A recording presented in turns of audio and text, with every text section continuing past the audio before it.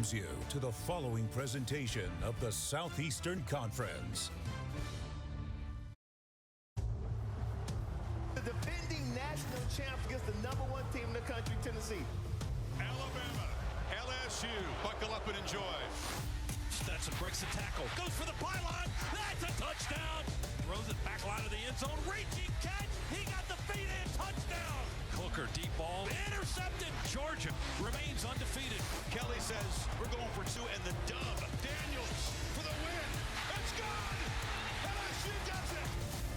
Bama's playoff hopes are over. It is Georgia and everybody else. The Georgia Bulldogs are indeed the clear-cut #1 team in the country.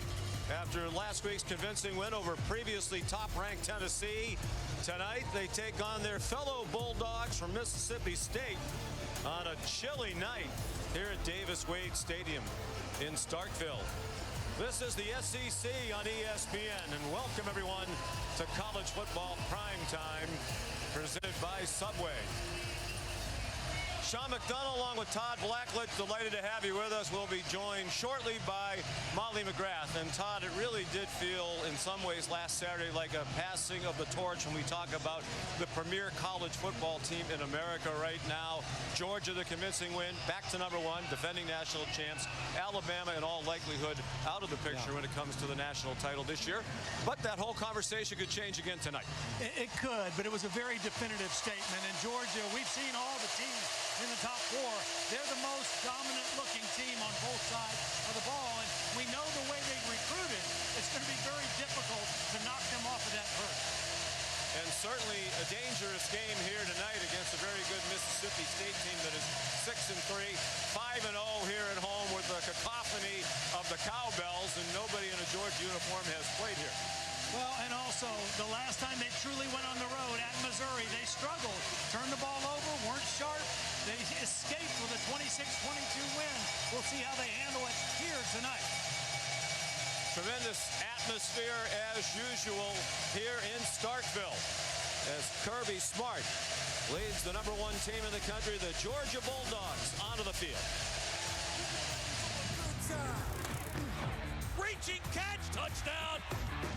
Oh my goodness, we swallow him whole. Get in what I came for, we don't back down. Doing my thing while the world goes round. Look at where I came from, look at where I'm at now.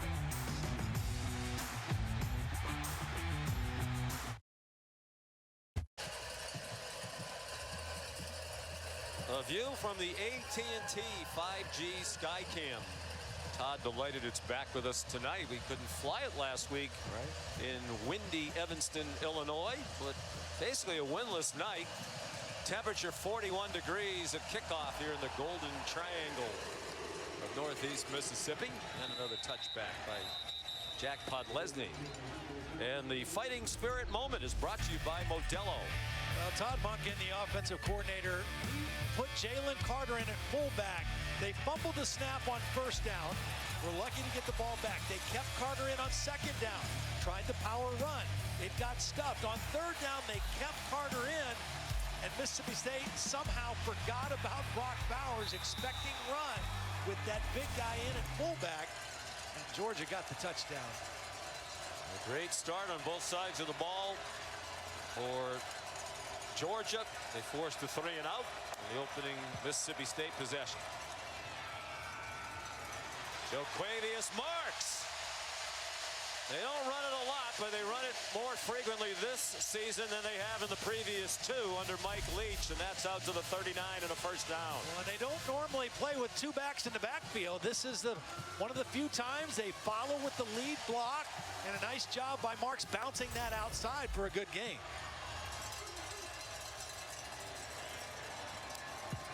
Their first down. Georgia bringing pressure, and they drop to Lou Griffin for a loss of 1. It was Jamon Dumas Johnson, and here's Matt Berry. Sean McDonough, pleasure to have you back on our airwaves. All-State Mayhem moment. We're going to go to NC State, Boston College, Emmett Moorhead to Joe Griffin. BC gets their first ranked win since 2014. Wow. BC team that has really struggled to score. Great win for Jeff Hafley and the Eagles. Will make Molly McGrath happy down on our sideline.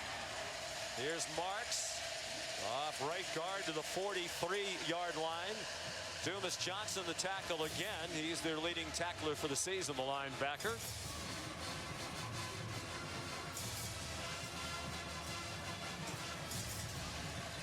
Remarkable performance by this defense, playing without Nolan Smith, who was one of their 3 returning starters.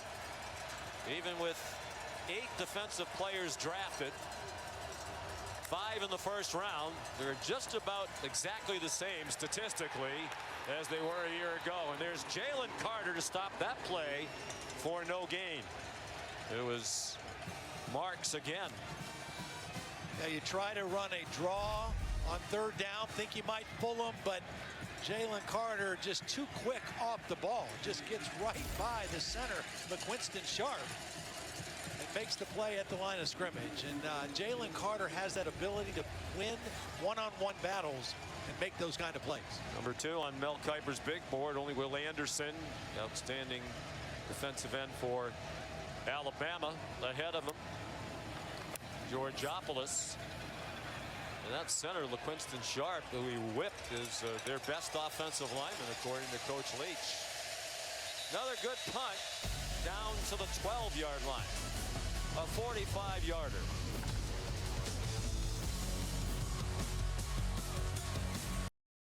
ESPN College Football Primetime is presented by Subway. Try the all-new Subway Series menu. Your pick of 12 irresistible subs. And in part by USAA. This Veterans Day, join us in celebrating all those who serve.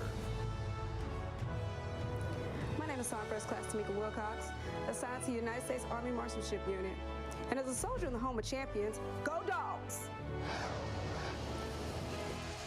Thank you, Tamika. Heartfelt thank you to all of our active military and veterans for your courage, your commitment to our country. Military Appreciation Night here at Davis-Wade Stadium in Starkville.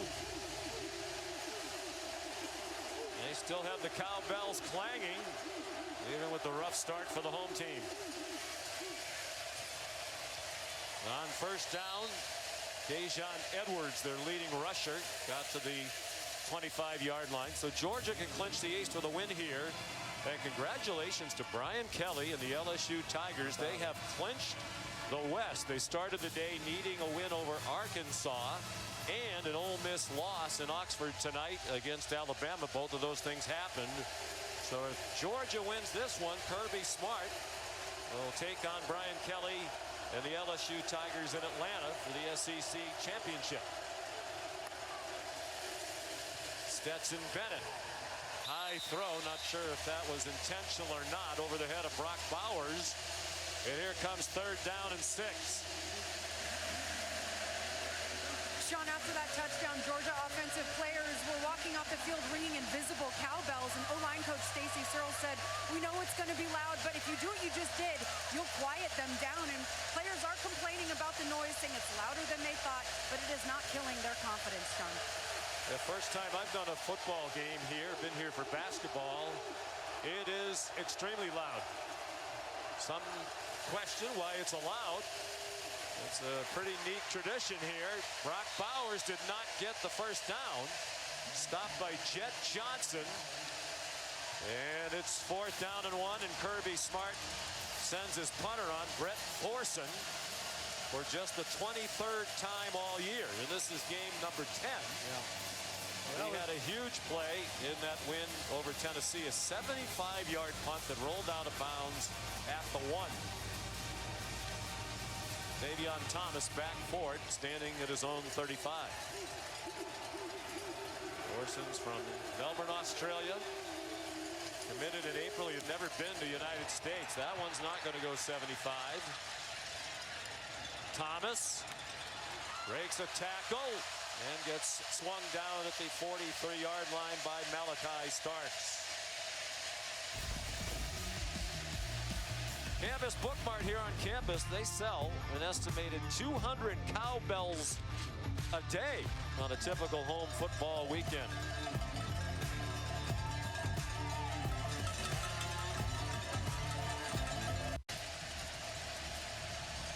We celebrate Veterans Week on ESPN, brought to you by USAA. 1st and 10, Mississippi State in this battle of the Bulldogs. Georgia leading 7-0. Will Rogers flushed and gets it off. Diving catch made at the 49 by Justin Robinson, the former Georgia Bulldog. Well, there you see this offensive breakdown. First in the country in pass attempts, last in rush attempts. However, they are running it more this year than ever before under Coach Leach. Yeah, it's not exactly the ground and pound, but they are leaning a bit more on the run for the Pirate, Mike Leach. How about that? Up to 80.7 rush yards per game, ahead starting today of only Indiana and Boston College. If you give them numbers in the box, they will run. They ran well against Arkansas and A&M, 2 of their big wins in conference. They had 162 yards rushing against Arkansas here. 3-3 in the SEC, all 3 wins at home. Been a much better team here. High snap handled. There's Dylan Johnson, who did not get the first down. It'll be 4th down and 1. Running against Georgia is just not easy. Holes might appear to be open. They close quickly. Mike Leach considering a 4th down attempt here at midfield. Yeah, they're going for it. Very small play card. That's been chronicled in the past. They don't have a lot of plays. They're out of the shotgun on 4th and 1, just across midfield. Dylan Johnson, the running back. Will they actually snap it? Play clock down at 5 right now. It's at 2, at 1. They just did get it off, and the pass is batted down. Smile Munden came on a blitz and knocked it out of the air, and Georgia takes over on downs. Well, the problem for Mississippi State, this is who's supposed to block Smile Munden. But because he's coming all the way across the formation, he can't get there in time to do anything about getting his hands down. That ball actually hit him in the head. He was coming off the edge, and there was no one to block him early enough to open up this throwing lane on 4th down. And Georgia takes over at midfield. Good spot right here to possibly take a deep shot downfield off of play action. That was a big part of their win last week against Tennessee. They hit the deep balls early against the Vols. And Arian Smith, this guy right here, is the speedster. That's who they targeted twice a week ago. I'm sorry, there he is in motion, number 11. And they stuffed the run for a loss. McIntosh lost 2. Jalen Green leading the way. He's a 5th-year senior transfer from Texas. It's a counter play that takes a while to develop, and Mississippi State got good penetration behind the line of scrimmage to knock that one for a tackle for loss. Again, Stetson Bennett, 6 out of 7 passing, with a touchdown to Brock Bowers for the only score of the game so far. 4-man rush. They pressured Bennett. His arm got hit, and it is intercepted. Colin Duncan bringing it back for State. He's shoved out of bounds by Darnell Washington. Tyrus Wheat hit Bennett on the throw and forced the flutter ball. Yeah, Tyrus Wheat on the blitz, got the arm, the ball hung and fluttered in the air. And Mississippi State, who's done a good job taking the football away this year, is there for the interception. Colin Duncan. And Mississippi State overcomes the miss on 4th down and gets the ball back to their offense. Duncan brought it back 23 yards, his first interception of the season, their 10th as a team. They started the day tied for 2nd in interceptions in the SEC behind only South Carolina's 11. Jo'quavious Marks, the running back, on the right hip of Will Rogers. Down the middle into traffic and almost intercepted. Almost taken back immediately. It was Christopher Smith. It looked like it went off the hands of Wally. Jayden Wally was the intended receiver. The ball got tipped. And Christopher Smith almost got the ball right back. Another of the 3 returning starters. Just named a semifinalist for the Jim Thorpe Award, one of 12 for the best defensive back in the country. Wow. And that one's almost intercepted. Off of Jamon Dumas Johnson. There is a flag down on the play, back behind the line of scrimmage. The referee is Steve Marlowe. Well, we're seeing tight coverage by this Georgia secondary. No foul for roughing the passer. The defender was blocking to the quarterback. They're down. Well, the flag was for roughing the passer. They picked the flag up because... Well, that's not true. No, that's not true at all. Yeah, and it's a low hit.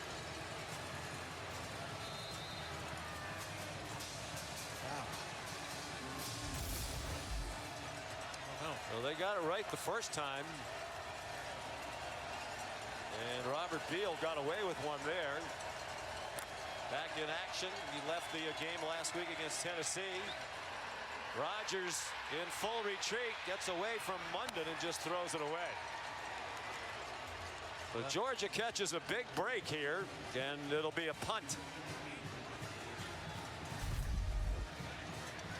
Let's bring in Matt Austin. He's our rules expert, watching for his very warm, well-heated home tonight. Hi, Matt. Hello, Sean. What'd you think? Well, I understand why they called it, because the block did knock him off balance, but I agree with you. He could have avoided him. I think he continued his charge on purpose, so I think they probably should have stuck with the flag. George Georgopoulos for the 3rd time in the quarter. That one is not good. Off the side of his foot and out of bounds just inside the 40. Their punting has been erratic. Meanwhile, bodies tangled up on the far sideline. Seems to have been inadvertent.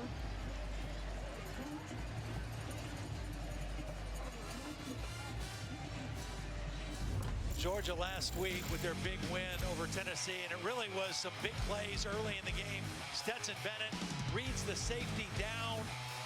Beautiful deep throw. This was one of the explosive plays they had in the first quarter. And then watch this touchdown throw. This ball is thrown perfectly to the back of the end zone, just underneath the crossbar where only his receiver can make the play. And then watch the quick read. He knows his line is blocking right. Unblocked guy changes the arm angle, makes the throw. It was with 12 seconds left in the half. Quickly called timeout. This is a beautiful game last week by Stetson. Yeah, he hit the deep ball regularly, particularly early. He throws on the run and threw that one up for grabs. Fortunate that wasn't picked off. Scramble drill. He had 2 receivers there, but Emmanuel Forbes, who is tied for the national lead interceptions with 5, was also in the vicinity.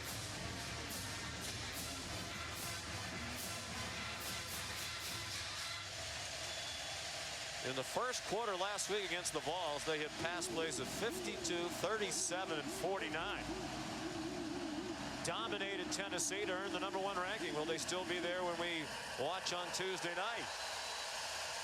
Short completion to Dylan Bell. The true freshman got a yard. Forbes was there. Well, Mississippi State has a great opportunity right here to get another 3 and out after their offense was not able to move the football again. You want to keep this crowd engaged the best way you can. A stop here on 3rd down will do just that.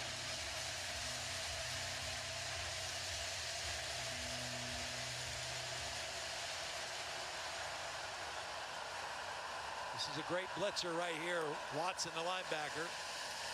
Nice pocket for Bennett, and he's on target to Ladd McConkey for the first down. Their leading receiver, and far and away their biggest threat at wide receiver. Gain of 15. They go quickly. They're at the 45 of MSU. Kearis Jackson spins forward and gets 4. And there's a flag downfield.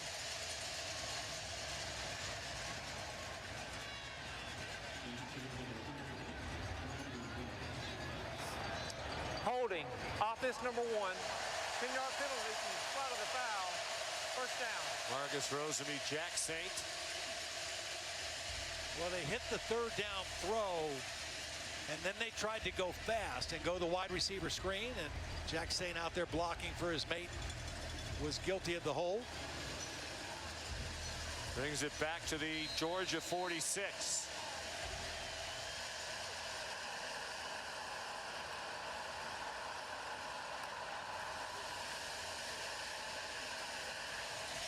Check down to Edwards, and he stepped out of bounds at the 49-yard line. Pick up a 3.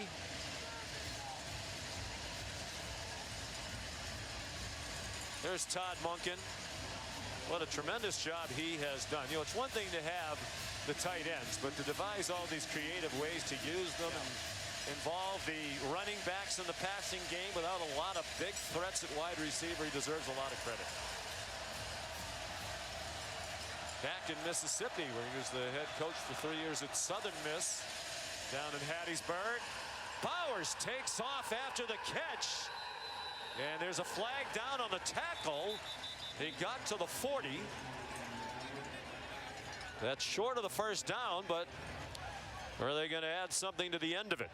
Well, again, the difference in throwing that screen to Bowers compared to a wide receiver is his ability to break tackles. Foul, face mask, 13 defense.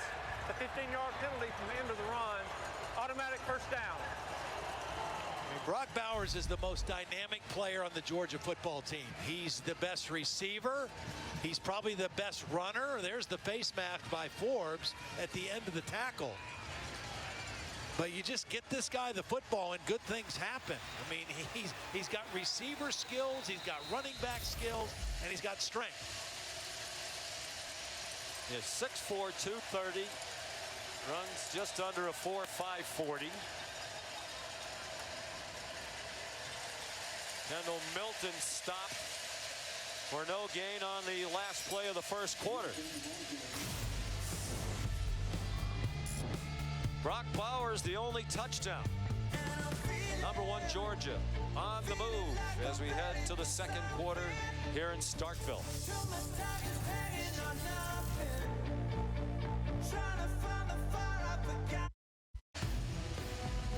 Kick off your Week 10 NFL Sunday, 10 a.m. tomorrow, with the Countdown crew on ESPN and the app. The early breaking stories, injury updates, previews of every game right up to kickoff. Then Monday Night Football on ESPN has the Washington Commanders and the still undefeated Philadelphia Eagles, now 8-0, best start in franchise history.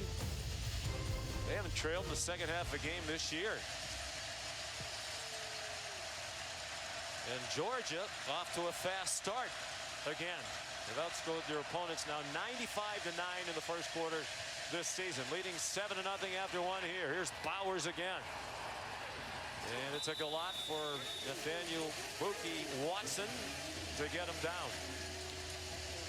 Again, the way Todd Monken utilizes these tight ends, they are on the field together a lot. They can be inside, outside, same side.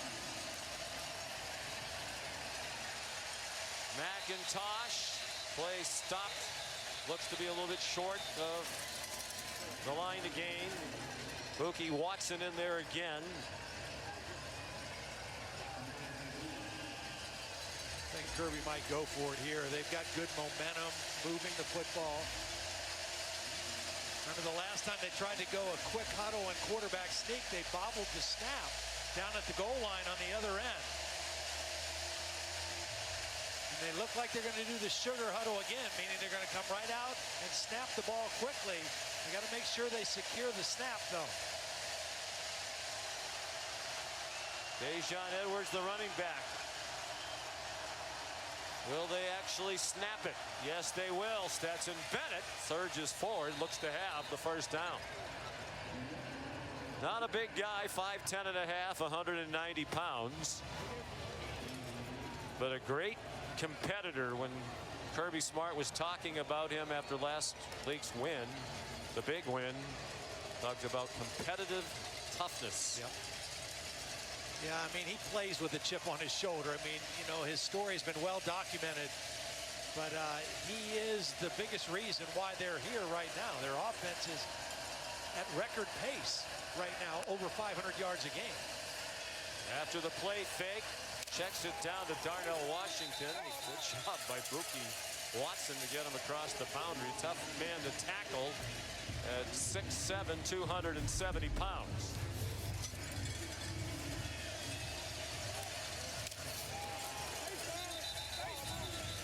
That's a big man. I mean, he's much different in physique than Brock Bowers. Bowers more of a big wide receiver. That is a true tight end body. 2nd and 6. Edwards. It is a salty Mississippi State defense. They say they have the ball. The officials with no call yet. You know what? I think they do. I think Watson ripped the ball out. The runner's progress was stopped at the 10-yard line. Oh, my goodness. He did rip the ball out before the runner went to the ground, but they said his progress was stopped. Here's Watson ripping the ball He out. ripped that away. And now they're going quickly. And I think there was movement, and Mike Leach also came running down the sideline. My question, though, to Matt is, if they said it was his forward progress was stopped, is that even reviewable? I don't think it is. Timeout. Mississippi State, the first of the half. All right, Matt, what say you? 30-second timeout. To Todd's question. Yeah, since they announced that the forward progress was called, it is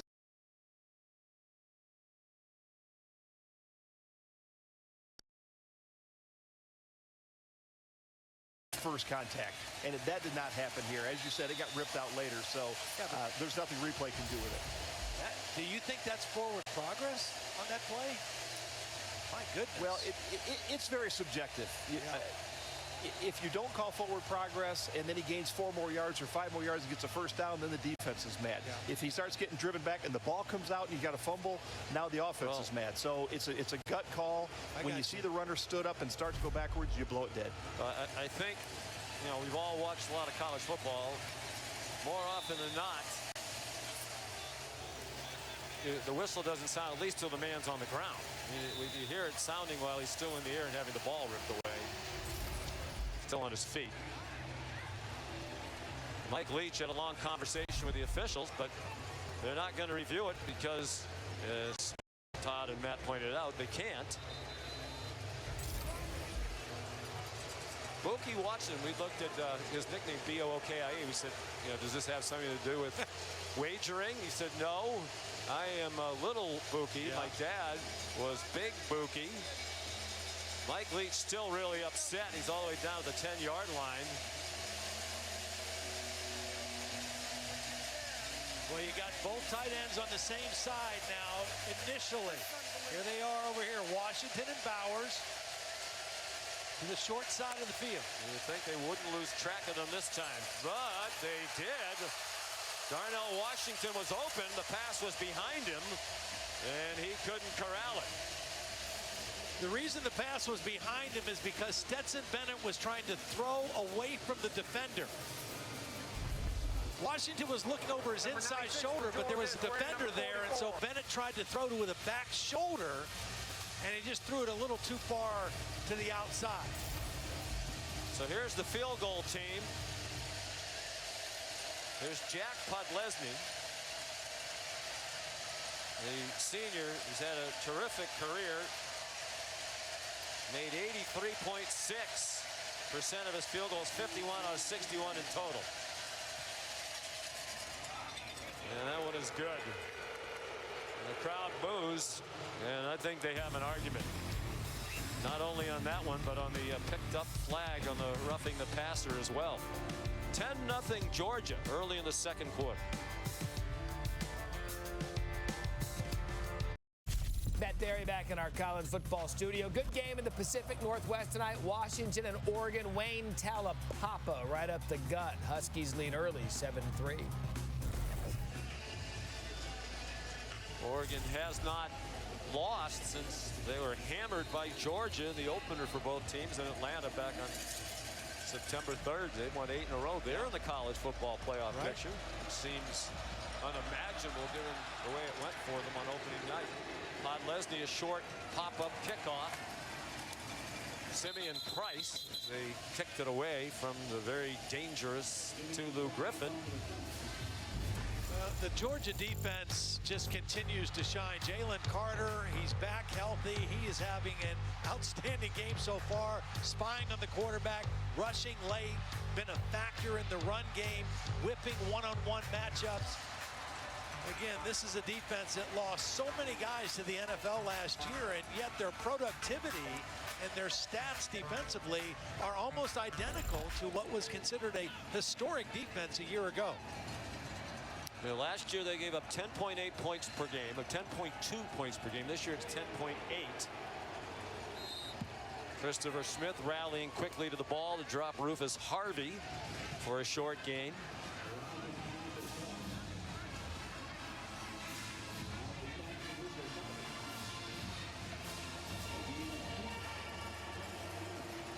Just 32 yards of offense for Mississippi State.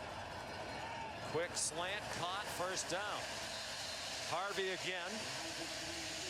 Well, the points per game just about the same as are the yards per game. It's amazing. It really is. Similar it is. Yeah, it really is. They started the day second in scoring defense behind Illinois, but Illinois gave up a bunch in their home loss today to Purdue. So at the moment, Georgia's #1 in scoring defense. Dylan Johnson gets 2. Here's Molly. Well, Sean, linebacker Nolan Smith is taking a player spot on the travel roster. He had a meeting with Kirby Smart on Thursday. They agreed he would travel with the team the rest of the year. He still watches film, attends every practice, and holds a script during practice and games, and he's been coaching up the linebackers on the sidelines this entire game. Yeah, it's a big loss, but they have such great depth brought on by the outstanding recruiting over several years now by Kirby Smart and his staff. Tulu Griffin the catch and a first down out at midfield. Out for the season with a torn pec. He'll be a first-round pick, almost certainly, and a team leader. Will Rogers starting to get a rhythm. That's Austin Williams playing his 60th career game, the Mississippi State record. Well, Williams had a great block on the play before that secured the first down, and then they go back to him with the catch. Very reliable target for Will Rogers. 79th career catch for a first down. Most among active players. There is going to be a false start here. It took a while for the flag to fly after a lot of pointing from the Georgia Bulldogs. False start. Offense number 66. 5-yard penalty. Second down. Nick Jones. You know, that's just such a hurtful penalty because you've got momentum. You've made some first downs. It's only 5 yards, but it puts you behind the chains against this high-level defensive Georgia. Now it's second down, and you're backed up a little bit.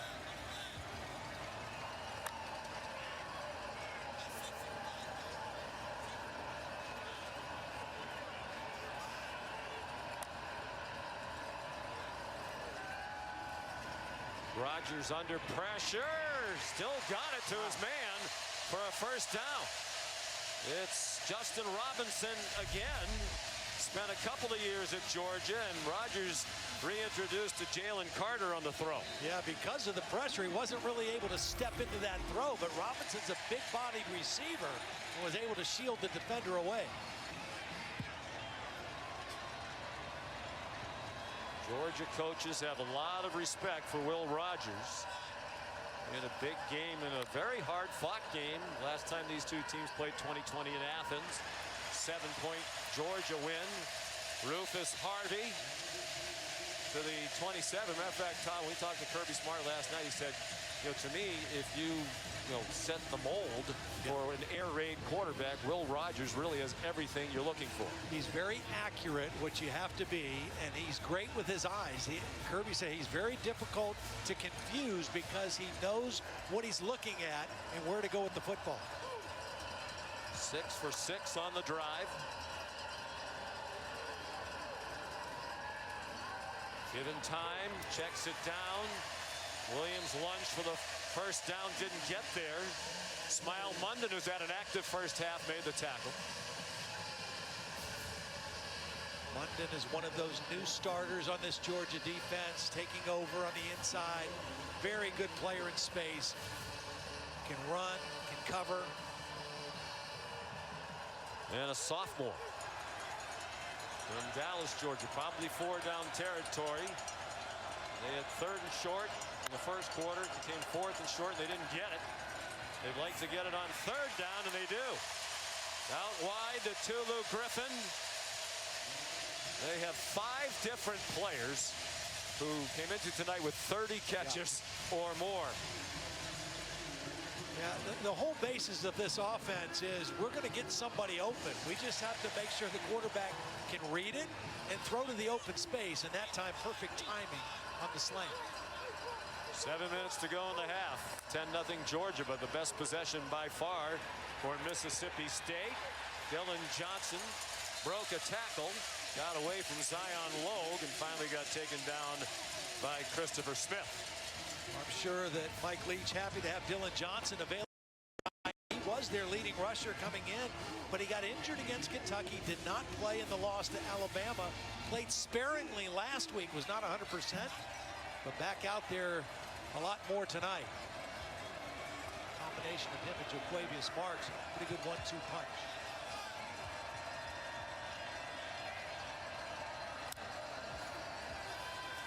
Rodgers throws it in a double coverage and incomplete in the general direction of Griffin. Flag flies at the end of the play. I think it's, well, at first the official threw the flag. It seems to be indicating pass interference on both sides. I think it was holding. Defense number 3, 15-yard penalty, automatic first down. There was double coverage, but Lassiter was underneath the coverage. And watch, he grabs right here as he comes out of his break. Correct. And he didn't need to. The ball will be placed at the spot of the foul with an automatic first down. You know, Lassiter did not need to interfere because he had the safety, Christopher Smith, coming over the top to help. And just kind of instinctively reached out and grabbed him. It's a break for Mississippi State. See if they can capitalize and get the ball in the end zone.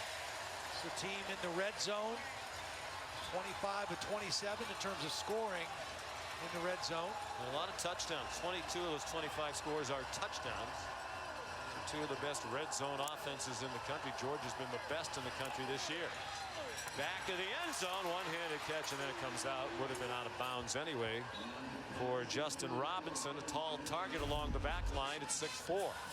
Might have gotten away with a push-off. Having a little conversation with Javon Bullard, who was a former teammate. As you mentioned, Robinson came from Georgia. Good idea, though, with the big receiver throwing it to the back of the end zone like that. And unlike Georgia, they don't have any tight ends. Yeah, right. This is where you'd like to borrow Brock Bowers and Darnell Washington. Yeah, or even number 3. Maybe Oscar Delp, maybe. Or the 3rd string guy. 12th play of the drive. Rare 2 backs on the field for Mississippi State, and the play clock expires.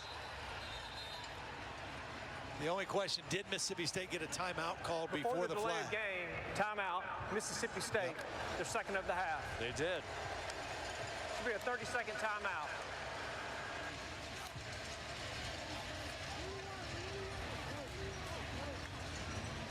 So an entertaining game, as you might expect, when the Bulldogs get there. They don't play each other a lot.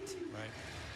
And I think the Georgia Bulldogs knew what they were in for tonight. It's kind of living up to what they expected. I am particularly impressed, even though it's Mississippi State on the move right now, by the Mississippi State defense. They're aggressive. There's a lot of movement. That, you know, they've got good guys that can cover. Emmanuel Forbes is an outstanding cover guy, and I think they've adapted to that style that Zach Arnett likes to play, an aggressive play caller. And, you know, Georgia has not played here very often, but Kirby Smart has been here. When he was at Alabama, they came here every other year, so he has a lot of experience with this environment. Len Schumann, the defensive coordinator, was also on that Alabama staff. Still very actively involved in the defense is Kirby Smart. Very active, period.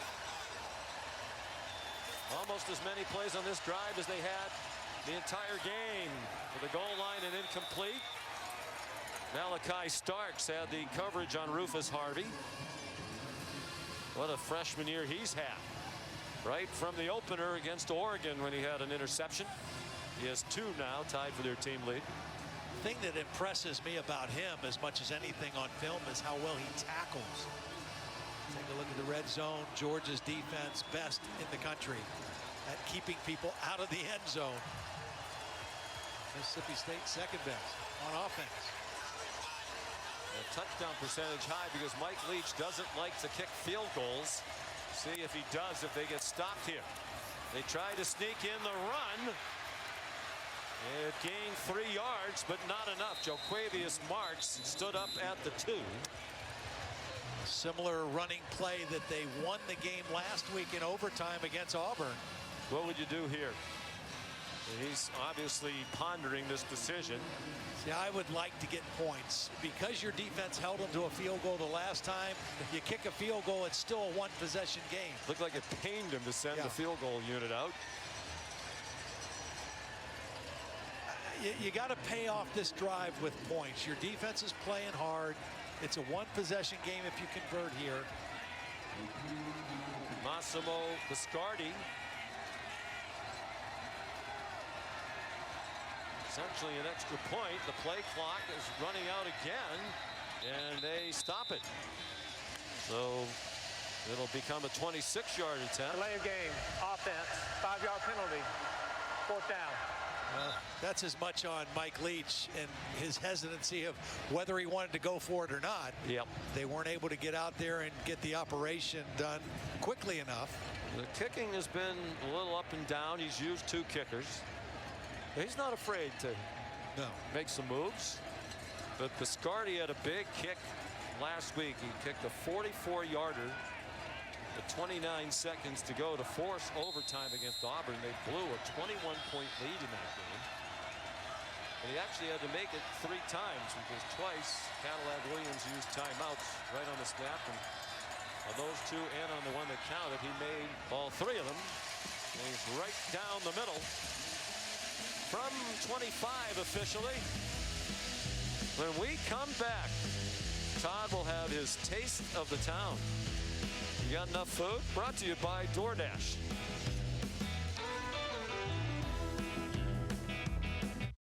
It's time for Todd's Taste of the Town, brought to you by DoorDash. Since 1945, the iconic Starkville Cafe has been located here on Main Street in downtown, and it's the go-to place for a hearty breakfast or a blue plate lunch special. For the last 15 years, it's been owned by John Peoples, who carved a reputation in competition barbecue. So today, I'm going with an omelet with the house smoked pulled pork, cheese, and comeback sauce, some loaded hash browns with meats, cheeses, peppers, and onions, and their homemade waffle with their world-famous duck butter syrup. It's dogs versus dogs tonight in Starkville, and it's time for the big dog to eat now. Dogs and the dogs. I'm with my dog. We'll be barking all night long. Barking all night. Did you get enough? Did you eat all that? I get asked more often than not. Bit of that. I was on a radio show in Atlanta earlier this week, and they asked me, does Todd actually eat all that food? I ate all of that. I absolutely did. It was good. Then Raymond kicks off. And it'll be a touchback. The waffle and the homemade duck butter syrup, which that's what this is. It was a secret recipe. You can see there's no ingredients anywhere on it, and it doesn't look like syrup. I mean, it looks more like, what is it? Motor oil. No, it's duck butter for on the waffles and pancakes, but it comes out kind of like an ice cream topping. It's kind of thick. Really? And Was it it's good? Phenomenal, yeah. It doesn't look great. I'm not gonna lie to you, but I'm sure it's tasty once it's on something. Hey, it'll make you smile. What is the comeback sauce? Comeback sauce is something that like in the we should South. all know. No, it's something in the South. Everybody has their own version. It's something special that's going to make you come back for more. Tough run by McIntosh. He went spinning all the way out for a 9-yard gain. Under 5 minutes to go in the half. Georgia impressive opening drive. Marched right down the field and scored on a touchdown pass. Bennett to Bowers. Just 3 points since. Ladd McConkey gets the first down. Molly? Well, Sean, Georgia quarterback Stetson Bennett spent a lot of time stretching and testing the mobility of his right arm on the sideline. He used a massage gun, had athletic training staff massage his forearm, and showed some visible discomfort. So his right arm is definitely bothering him, something to keep an eye on. Yeah, that hit from Tyus Wheat, you know, I mean, you're throwing, your arm's going in full motion. That's painful. 14 out of 18 for 117. The touchdown and the interception. And he can do this as well. Slides down. They'll mark him down where he started the slide, back near the 43-yard line. You know, last week when this Mississippi State defense played Auburn, here's the hit on the arm of Stetson Bennett, Tyus Wheat. Last week, the quarterback runs by Auburn really caused a problem. Robbie Ashford ran for over 108 yards and 2 touchdowns. Not much of a passing threat, but the quarterback run was a problem. It was a big problem, as you said. A lot of pirouettes, and then he threw it away. He actually had Ladd McConkey breaking open in the middle of the field. You know, he didn't leave the tackle box, and there was no receiver of his in that area. This could be intentional grounding. I don't think he left the tackle box and threw it away. I mean, there's a shallow receiver. The quarterback was outside the tackle box. Okay. So I think he was outside. There was a short receiver in the area. There was no deep receiver. Mike Leach wanting an explanation as well.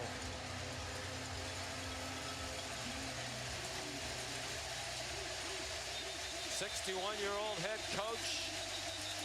Winner everywhere he's been, winningest coach in Texas Tech history, 84 victories there in 10 years. 8 years at Washington State, and now in his 3rd year here. He's taken 19 of his 21 teams to a bowl game. Bowers is right here.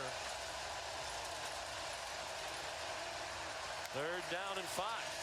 Zach Garnett brings pressure, and they leave the man wide open on the far sideline. Edwards, first down, and out of bounds. Well into Mississippi State territory. It's a 15-yard gain. Yeah, you're right. I mean, here comes the pressure. Nobody accounts for him. They were expecting the back to stay in and block. Well picked up by Stetson Bennett with his eyes.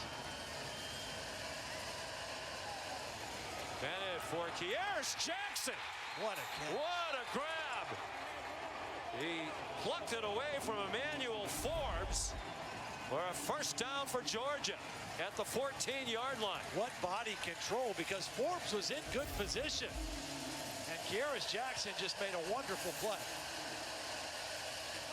Bennett, another man open. It's Jackson again.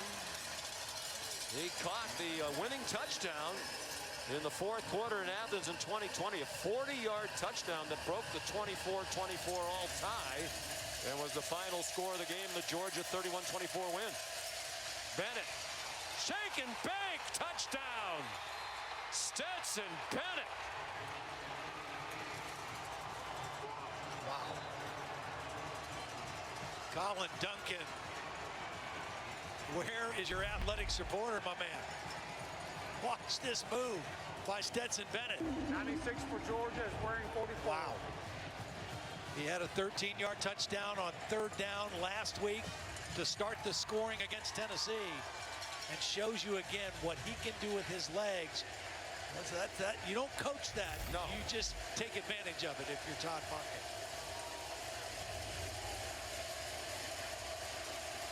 Rushing touchdown and a passing touchdown. He's made that a staple. Last week, 2 passing touchdowns and that rushing touchdown to get the win started. 5th time this season he's had at least one of each.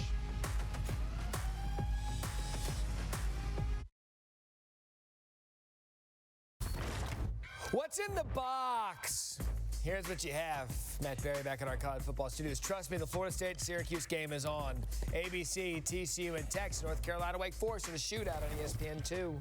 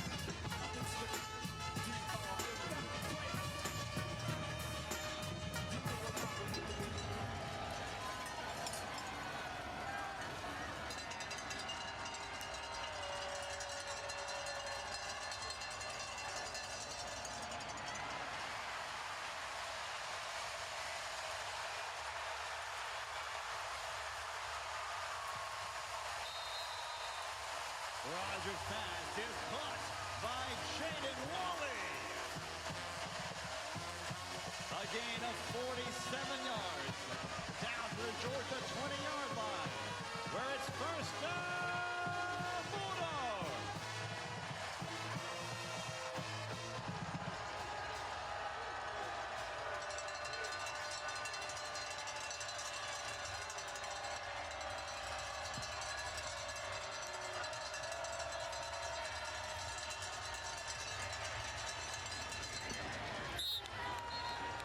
Rogers' pass intended for Wallace.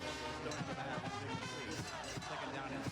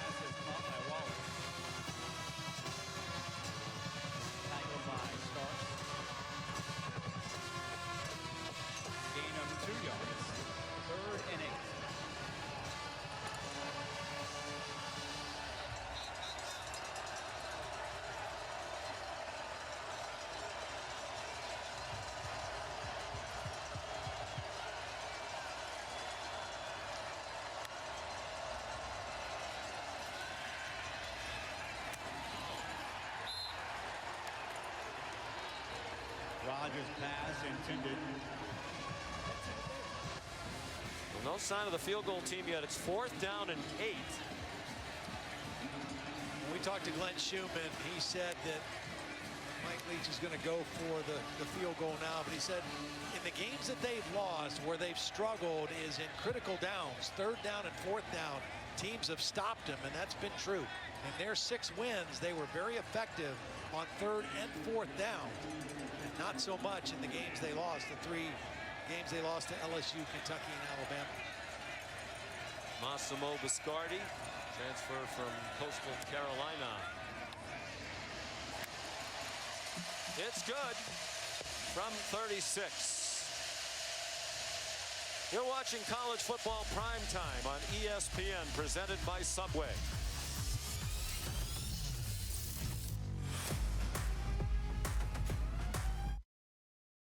Matt Barry here in our college football studio. Mercedes-Benz halftime report, TCU and Texas, and a big one of the Big 12. Highlights of that one coming up. Plus, LSU escaped, Alabama escaped, implications on the SEC championship. Plus, we have a catch of the year. We won't tell you who, what, when, where, and why until you join us at halftime. Dan Mullen, Joey Galloway join me coming up next. That's a great tease, Matt. It'll keep us tuned in for sure. Taco Bell Live Más student section. Student sections across the country competing to be the Live Más student section of the year all season long. Military Appreciation Day. Here at Davis Wade Stadium, here's Kearis Jackson.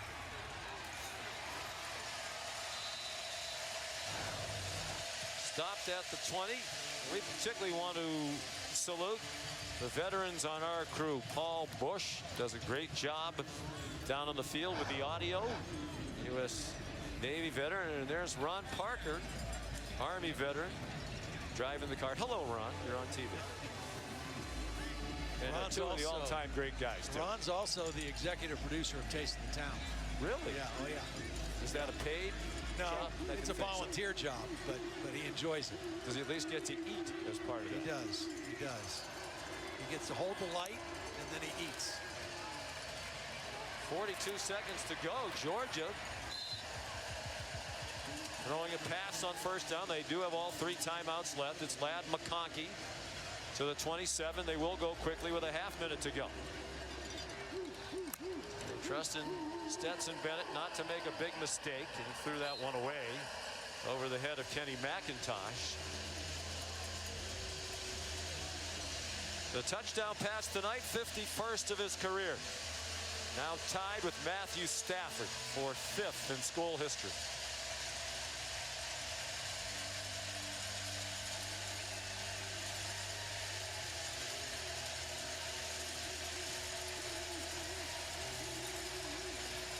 Joined their program in 2017 as a walk-on.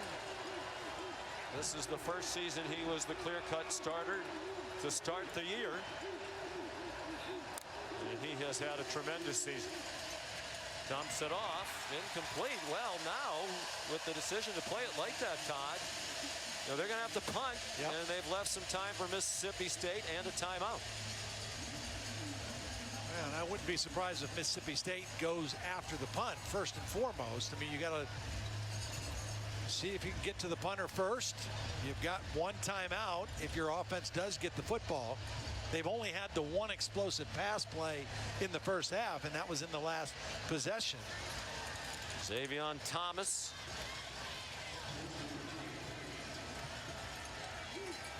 Back for the Brett Thorson punt. Short. Xavion Thomas. Xavion Thomas! Touchdown, Mississippi State!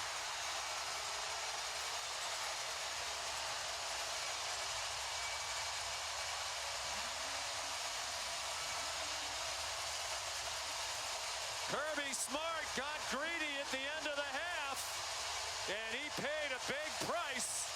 Well aware that Mississippi State has some of the best special teams in the country.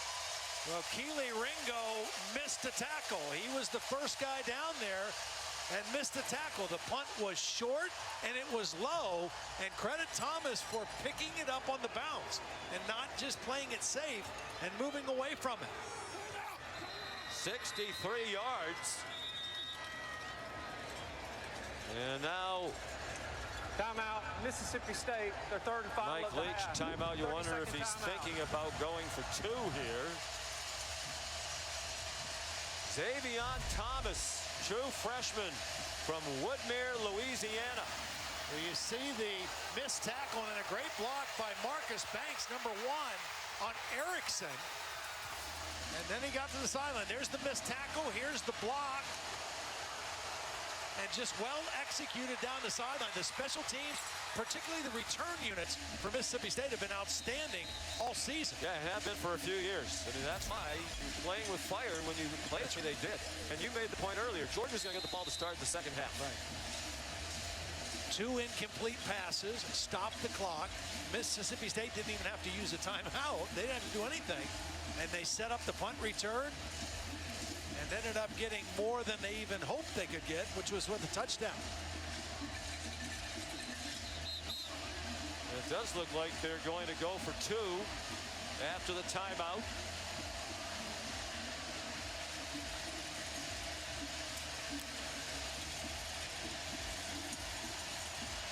What a momentum shift going into the locker room. Whether they convert this or not, that changed the complexion of the game dramatically.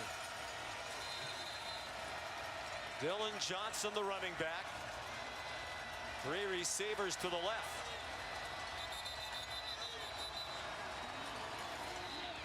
And now Georgia. Timeout, Georgia. Use the timeout. Kirby all the way down inside the 10-yard line to call it.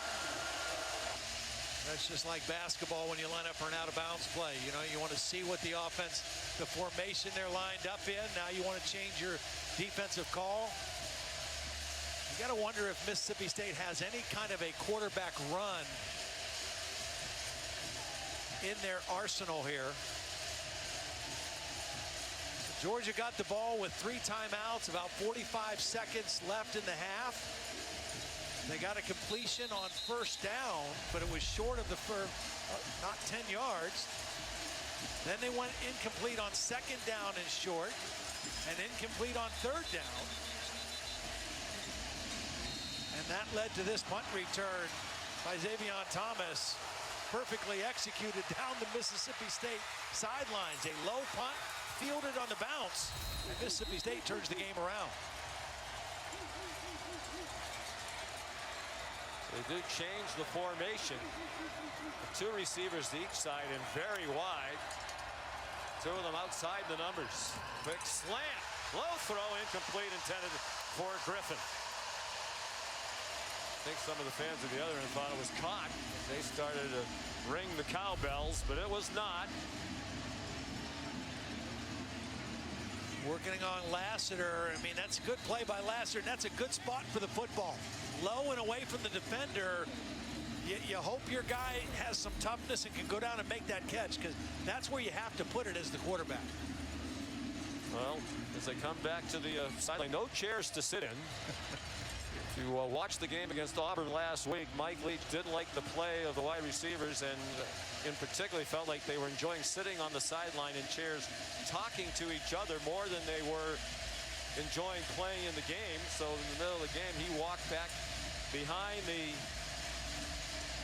bench for Mississippi State, folded up all the chairs that the receivers used, and he has kept them folded tonight. There's a stool, though. Somebody able to commandeer a stool. They said they didn't like the club. They said it was like they were enjoying being in a club over there on the sideline and hanging out, rather than playing in the game. Little squib kick. And there is still 1 second on the clock. And now the last second comes off the clock after a moment's hesitation.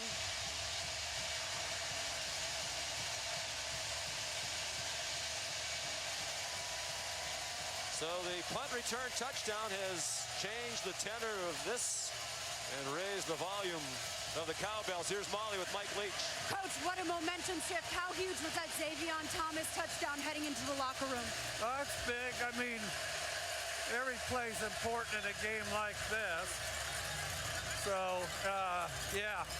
You've been speaking to the officials all night. What's your reaction to some of those calls in the first half? What's your reaction? You're watching the same game I am. I think you ought to comment on it positive or negatively, whatever's running through your mind. Okay, thank you, Coach. Sean, I'll let Vintage Mike Leach. I think that answer is an indication of how he feels. You just wanted Molly to confirm it. I do think he has a point. 17-12 Georgia at the half. Let's send you to the studio for the Mercedes-Benz halftime report. Sean McDonough. You're watching Veterans Week coverage on ESPN, brought to you by USAA. This is the SEC on ESPN. Davis-Wade Stadium in Starkville, Mississippi. College football primetime presented by Subway. Number 1 Georgia leading Mississippi State 17-12. As we head to the second half, the game changed to the final minute of the half on the 63-yard punt return touchdown by Xavier Thomas. Yeah, I mean, Georgia was looking at worst case scenario going into the locker room up 17-6, going to get the ball to start the third quarter, but that punt return changed everything. And it's a one-possession game now with 30 minutes to play.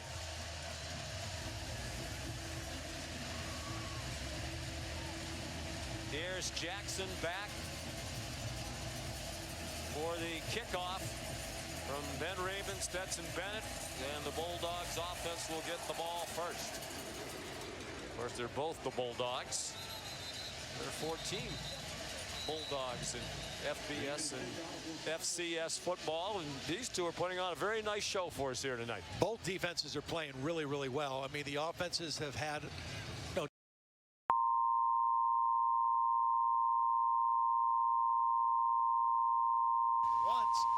and they've done a good job on third down. I mean, they've really done a good job being able to get off the field there in the first half against this Georgia offense.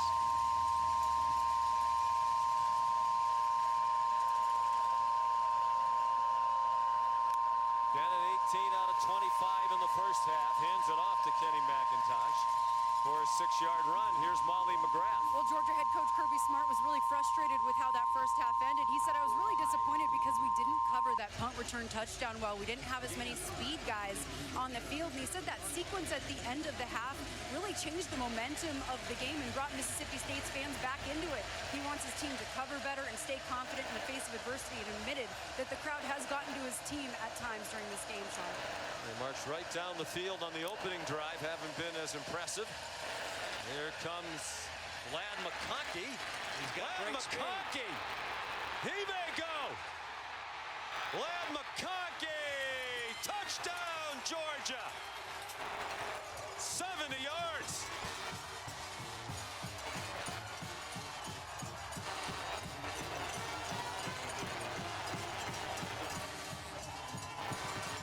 Had a big touchdown a week ago against Tennessee on a stutter and go. He has outstanding speed, and that time, huge play right out of the locker room for the Georgia offense.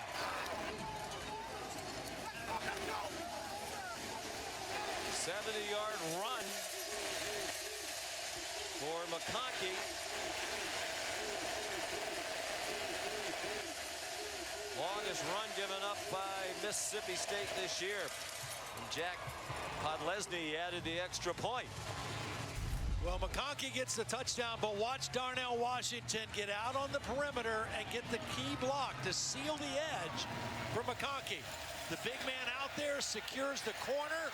McConkey cuts inside, and then it's just speed after that.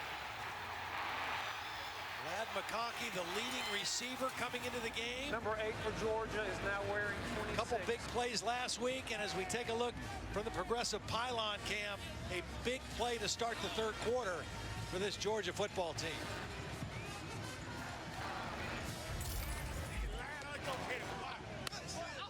Redshirt sophomore, Chatsworth, Georgia. By far their biggest playmaker, the wide receiver position. They played most of the year without A.D. Mitchell, who of course caught the go-ahead touchdown pass in the national championship game in the fourth quarter against Alabama. They have some young receivers who they think will become more of a factor as they go. Well, if Mississippi State had momentum on the punt return, it didn't last very long. Tula Griffin won't be able to return that kickoff.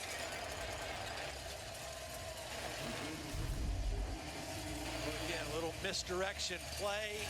They have not had a lot of success running the football. Before that play, only 27 yards rushing. But right out of the gate to start the third quarter, get into the hands of a playmaker. Ladd McConkey picks up a big block by his tight end on the perimeter. Turns it into a long touchdown. Not highly recruited. Certainly not as big time a recruited as a lot of these, most of these Georgia Bulldogs. Big play to start the second half. The lead to 12. Will Rogers. Lot of room. Caleb ducking. Ducks down at the 38-yard line. A gain of 14 on the first play of the second half for Mississippi State. Well, that was about as free of a release and open space that these Mississippi State receivers have had all game. I don't know if it was a breakdown in coverage or what. There was a lot of room there on that first pass. Rogers, after a slow start tonight, has picked it up. Swing pass. Dylan Johnson upended. Flying up from the corner, Kamari Lassiter. Part of the problem on this for Mississippi State is the ball was thrown behind Dylan Johnson. And because he had to kind of reach around to catch it, he wasn't able to keep his eyes downfield and even have a chance to make a move to make that first defender miss. For that swing pass, you want it out in front so the running back can catch it and run without reaching back for the football. Loss of 3. And that's going in reverse as well. Ra Thomas. There's nothing to cheer about there. Smile Munden. A loss back to the 34-yard line.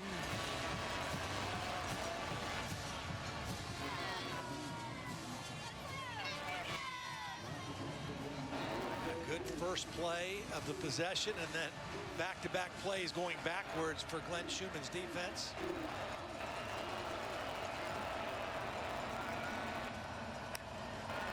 Third and 14. Georgia brought pressure up the middle. The ball comes out incomplete. It was knocked away from Austin Williams by Christopher Smith. Yeah, it's a good throw and just perfect timing by Christopher Smith. Ooh. As Rogers is trying to, or Williams is trying to turn up field with the football. Christopher Smith gets him before that foot even gets down, I think. Yeah, it's very close to being a catch. Matt Austin says it was not. Was not able to complete a football move. I mean, he had the football and he was trying to get that foot down and turn upfield right when the hit happened. And George Georgopoulos on the punt. Low, end over end. Backspins down at the 33-yard line. Just a 33-yard punt.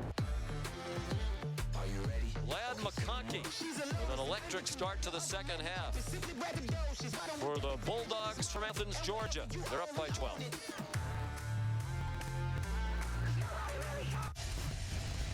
This is the SEC on ESPN.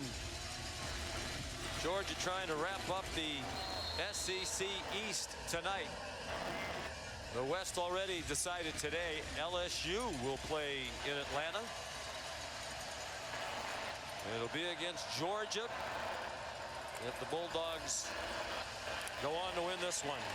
On first down, Kenny McIntosh taken down by Tyrus Wheat.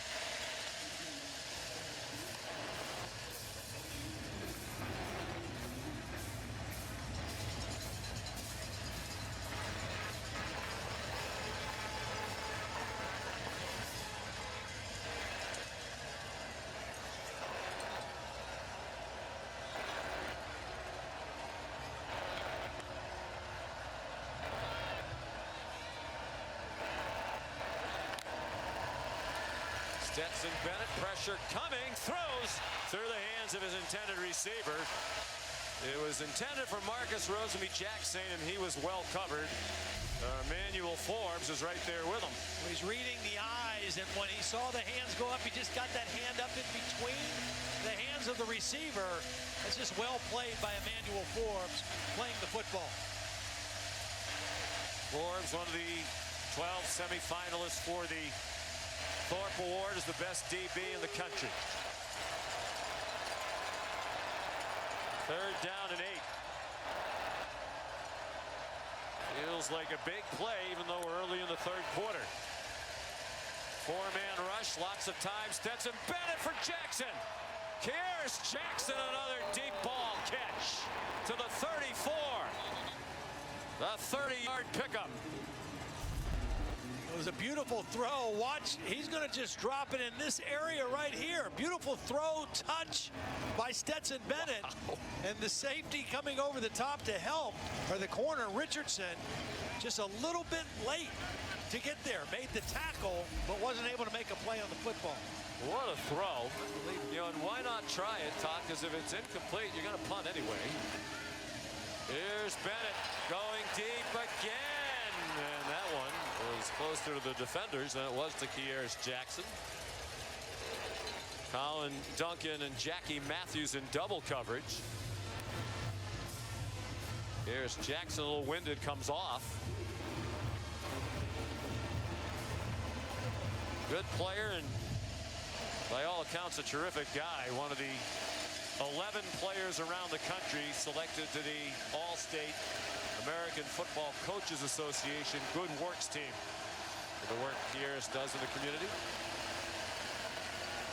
McIntosh tried hard, but finally knocked down at the 34-yard line. Beautiful job by Jalen Green, one of the safeties coming up quickly to make a play at the line of scrimmage, bringing up another 3rd and long here for Stetson Bennett and the Bulldogs.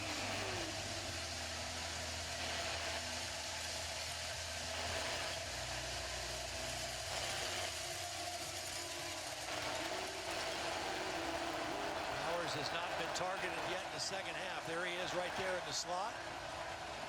At 5 catches, 6 targets in the first half. He had a touchdown. They bring pressure. They got in Bennett's face. Jet Johnson, the linebacker, and now flag thrown by the back judge.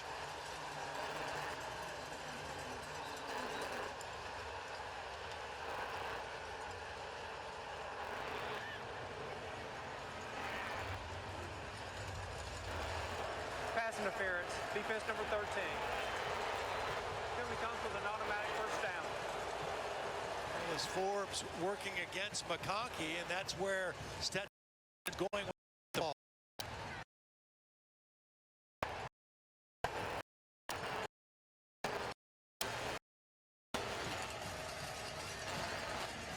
Another huge call. They were in the fringe of field goal range.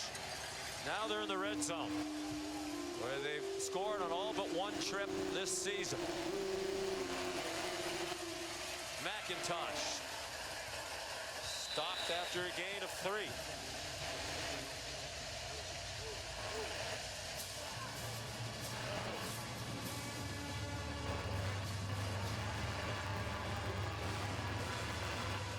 Second and 7. Georgia.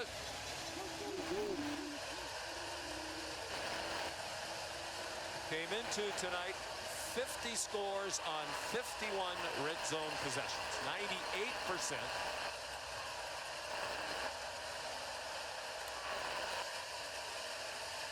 Bennett zings one to the goal line. Touchdown, Ladd McConkey.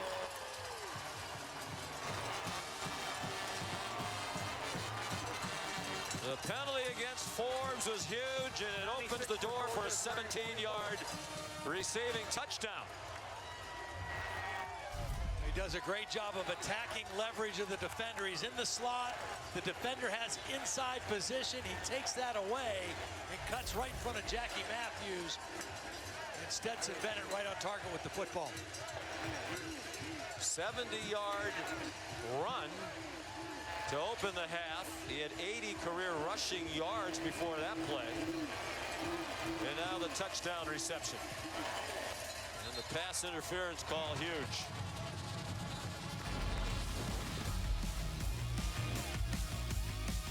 Ladd McConkey. Not heavily recruited, but he's a talented lad.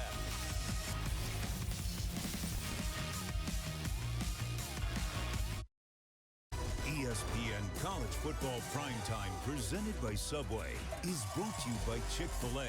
It's the little things that make game day worth celebrating. Lots of Chick-fil-A in the pregame. During the commercial break, Mike Leach spent almost all of it talking to the officials. Steve Marlowe, the referee, listening intently. Let's bring in Matt Austin. Matt, what'd you think here on this very important call? Yeah, I think this was a good call. You can see the defender's got his hands all over him, and as he cuts, he's got a hold of the bottom of his shirt, and he definitely knocks him off his route. So I agree with this call. I think that's unanimous here in the booth. Jack Podlesny. This is returnable for Griffin. To Lou Griffin. To the 29-yard line. So second game this season, McConkey's had a rushing touchdown and a receiving touchdown. He did it against Oregon. Well, beautiful route and a beautiful throw. I mean, it's one-on-one coverage. There is a linebacker underneath, so Bennett has to kind of get it over the linebacker, Jet Johnson. Once again, just perfect touch and timing.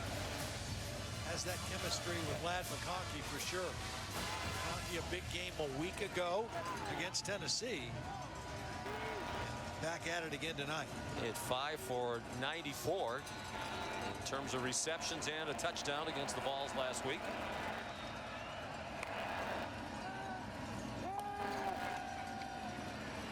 Will Rogers. Incomplete, trying to get it to Griffin. He was covered by Kamari Lassiter.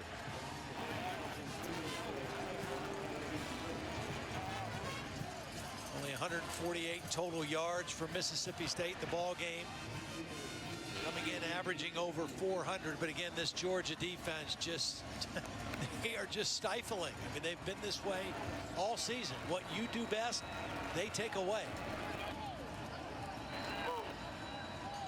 They have struggled on offense against some of the best defenses in the conference. They had 225 at Kentucky, total offense 293 at Alabama. And as you said, now up to 150 with that short game.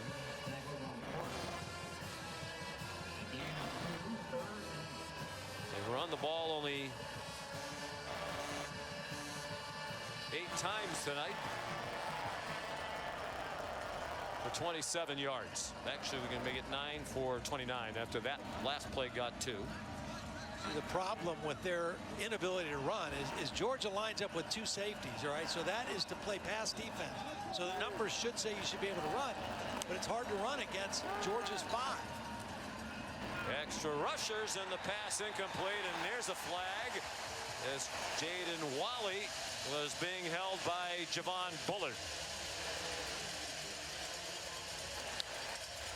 Georgia, very similar to Alabama. Pass interference. Defense number 22. It's a spot foul with an automatic first down. Georgia, very similar to Alabama. Of course, Kirby Smart, who was a defensive back coach and coordinator for Nick Saban in Alabama. They're very handsy in their coverage, very physical. They put their hands on you, and they just believe you're not going to call it every play. They're going to be physical all the time. Which was partially my thought on the penalty against Forbes. As Matt said, it was a penalty, but if that's going to be the standard, then it could probably be applied more often. Here's Jo'quavious Marks, knocked down after a 4-yard gain by Javon Bullard, who's limping a bit. But he is a tough physical player, and had a couple of plays, couple of sacks at the end of that Tennessee game to punctuate the win.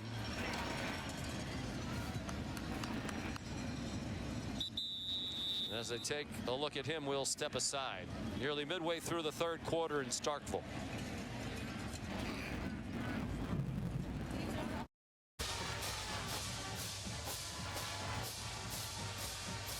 Von Bullard limped off. Looked like a right leg injury on this play.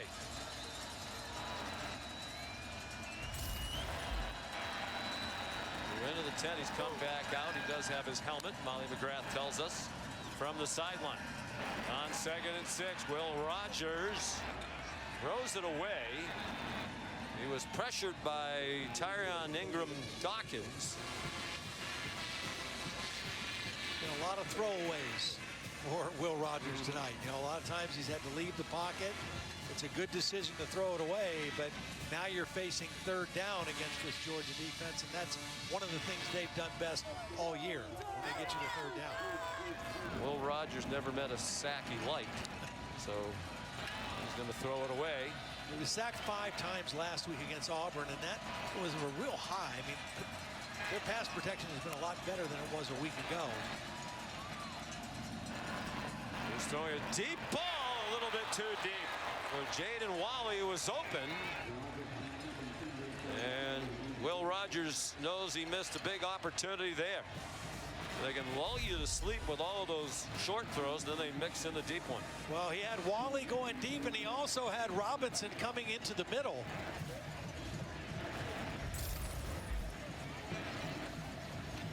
Had a choice of either one, and would have picked up the first down on a big play. Well, McConkey has had a rushing touchdown, receiving touchdown. Could he have a return touchdown here in the 3rd quarter, midway through?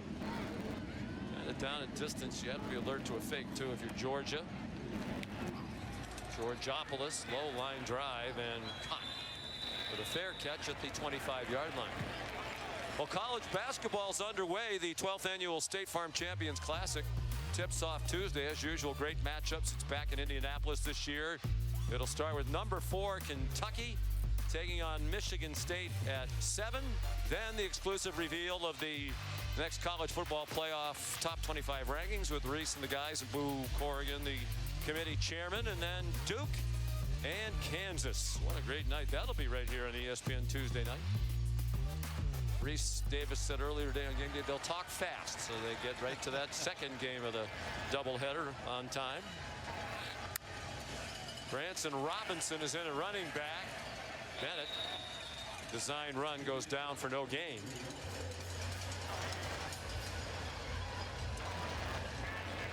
Did you buy one of his t-shirts? I did not. One of his sweatshirts online. He took advantage of an interesting situation last weekend.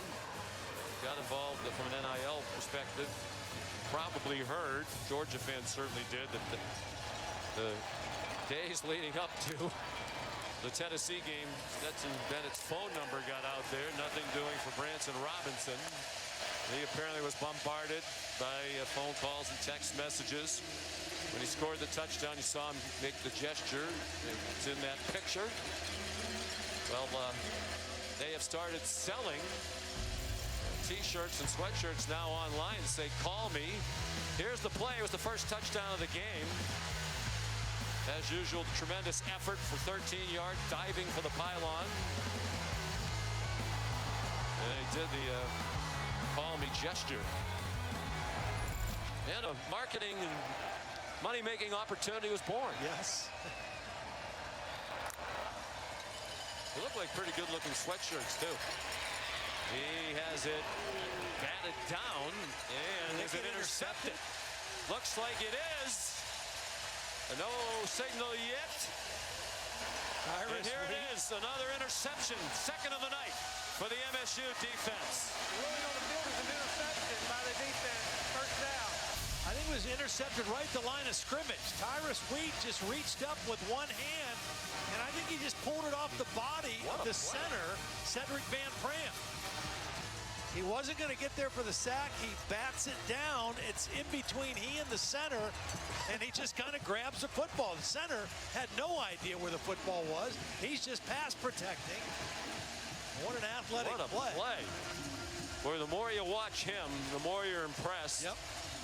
31st career start. We mentioned part of the veteran defense. That's a big takeaway. They start at the 22 in dire need of a score with 6 minutes to go in the third quarter.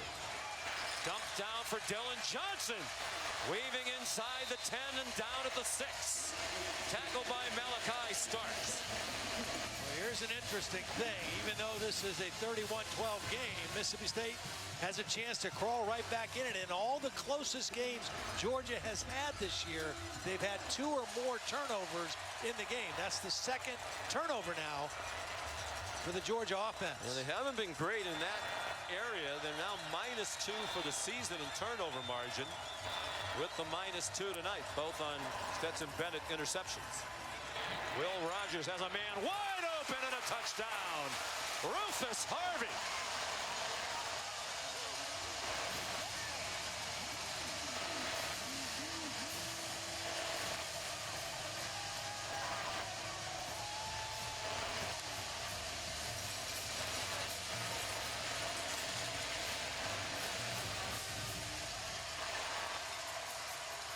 Third touchdown of the season for Harvey from right here in Starkville, Mississippi, Starkville High School.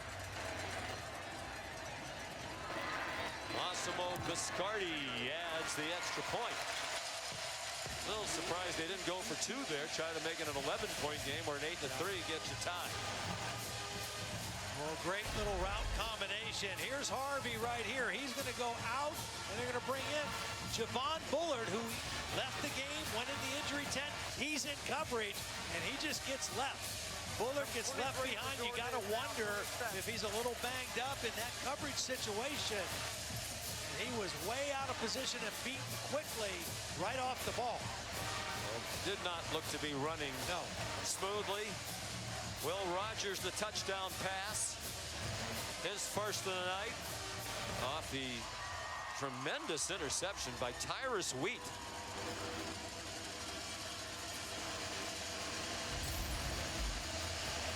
That was very David Pollock-esque. I remember calling a game when he made a crazy one-handed interception like that. For these Georgia Bulldogs back in the day.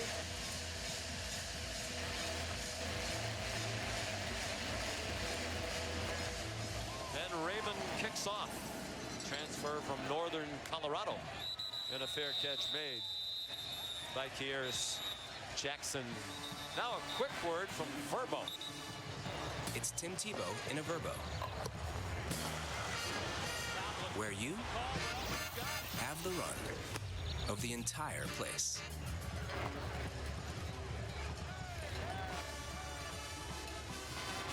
Just about a 2-to-1 edge in total yards for Georgia. Big advantage, as you might expect, in rushing yards. Stetson Bennett 2 interceptions. Will Rogers the touchdown pass. Mississippi State back in the game. Off the fake. Stetson Bennett almost intercepted again. McConkey the intended receiver, and Jackie Matthews had the inside position. And Stetson Bennett got greedy on this one because he had his big tight end for an easy completion. If he just throws it to Washington coming out here, he's got an easy completion. But he gets a little greedy. He wants to go downfield. And he throws it into coverage, and he's very lucky that one didn't get picked off.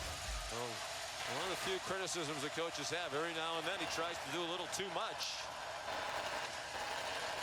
McIntosh slicing for an 8-yard gain. Jordan Davis made the tackle.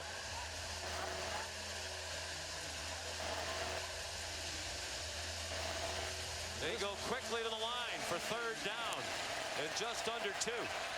Bennett fires, caught. Rosemy-Jacksaint shoved out of bounds with a 1st down. Todd Monken told us that Rosemy-Jacksaint is kind of a situational receiver, not an every down receiver. But I'll tell you what, when they called his number today, he's made big plays.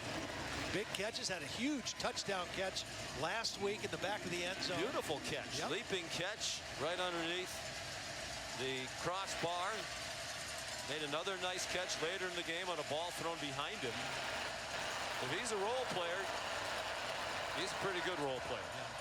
Junior from Pompano Beach.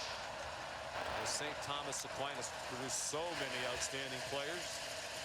Bennett takes off running. He's across the line of scrimmage and dives down.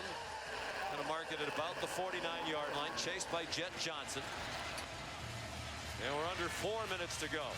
In the 3rd quarter, Georgia clinches the SEC East with a win. They would play LSU in Atlanta for the SEC championship.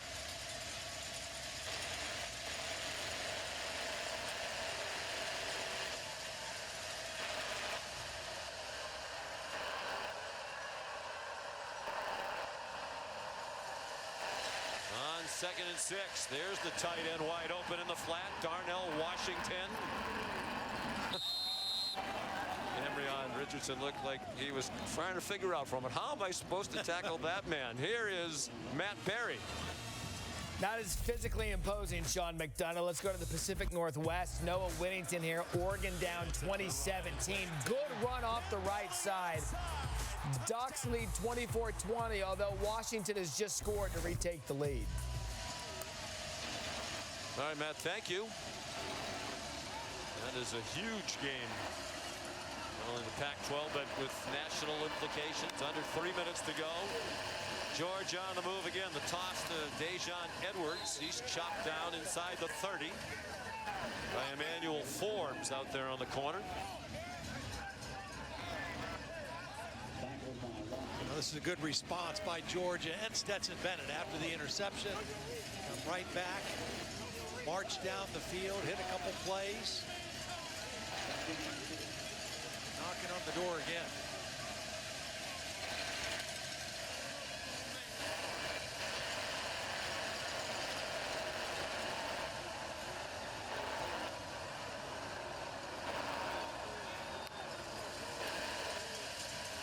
Here comes pressure. He just got it off. McConkey! Another catch! Down to the 1-yard line.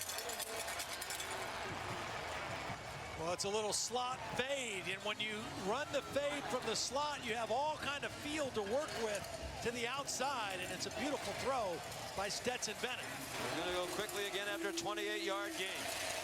And they stuff the run. McIntosh stuffed by Jalen Green with help from others. See, when you go from the slot, you've got all that room to the outside, throw it over the outside shoulder. Impossible to defend. We look at it from the progressive pylon cam. Perfect throw and catch once again from McConkey.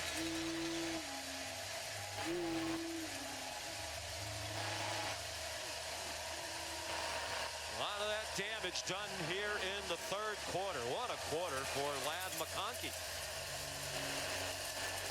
2nd and goal. They lost a yard on the last play. They hand it off to the motion man, Edwards. And he's stopped back at the 5-yard line. give him the 4. Try to get a little tricky here. They had 2 backs in the backfield, then they shipped them both outside and kind of get them on the sweep, and it was just well played. Perfectly done. Sherman Timms, number 34, was the guy who set the edge.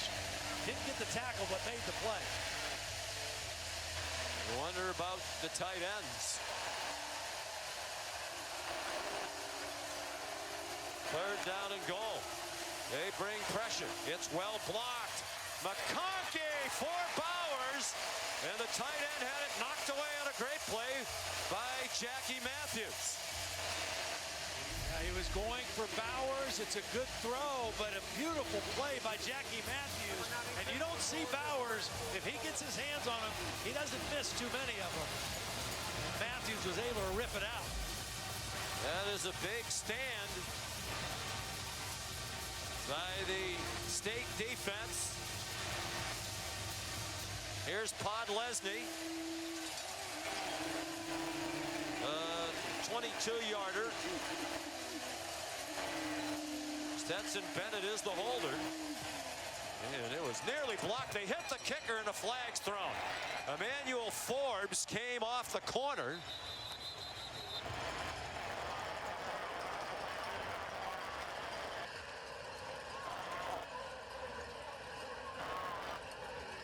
The field goal was good.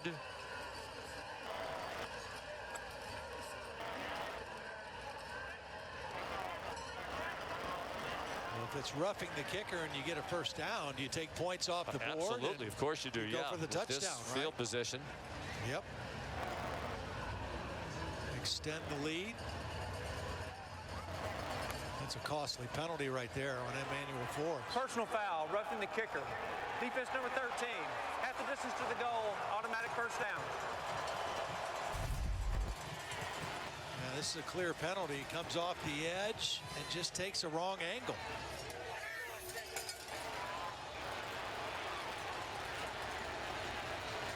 No doubt about it. Yep. Forbes blocked a field goal against Texas A&M back on October 1st, and it was returned 50 yards for a touchdown by the Camryon Richardson. So he's trying to make another big play, but in so doing, and that's huge because the field goal would have only given them a 15-point lead, a 2-score game. Defense stops Kenny McIntosh.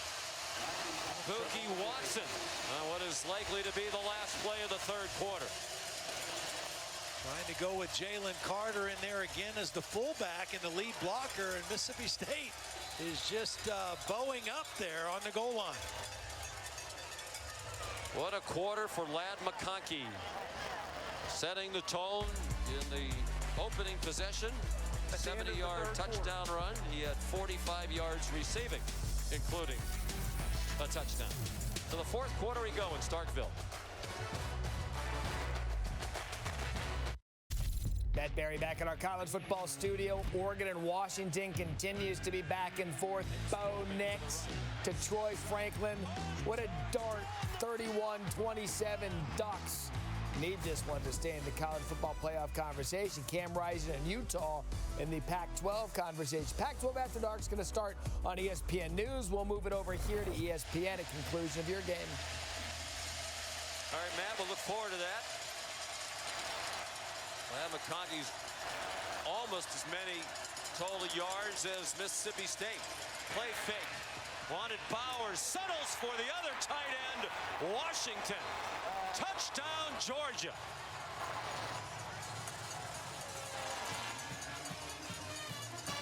I mean, this is basic goal line offense concept. All right, you got one guy going to the front of the end zone, you got the other guy going to the back, and you just read the defense. And when you got a 6'7" guy in the back of the end zone, it's kind of an easy target, especially when he's wide open. His first touchdown catch of the season, and the second of his career. The other was in the SEC title game against Alabama last year. Only loss of their national championship season. Extra point good by Jack Podlesny.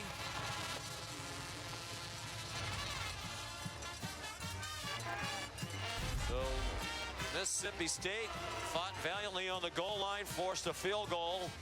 Emmanuel Forbes, a couple of big penalties in that third quarter, pass interference and roughing the kicker. Ladd McConkey has taken advantage of his opportunities.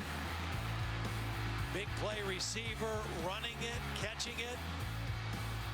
He shows you the speed. Also a very good punt returner, and you can see that in his running style. Gets man coverage, takes the leverage away. Again, Stetson Bennett has great confidence and comfort with number 84.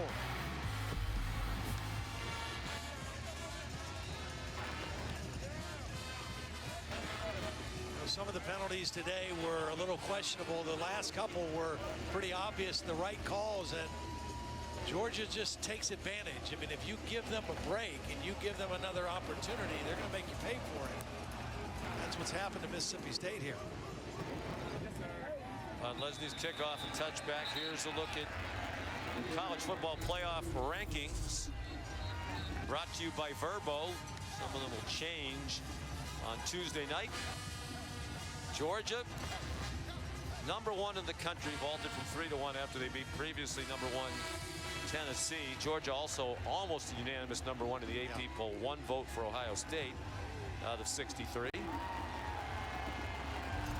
Ohio State and Michigan both big winners after they both struggled for a while against lesser competition last week. Of course, in the case of Ohio State, they were playing in a gale in Evanston.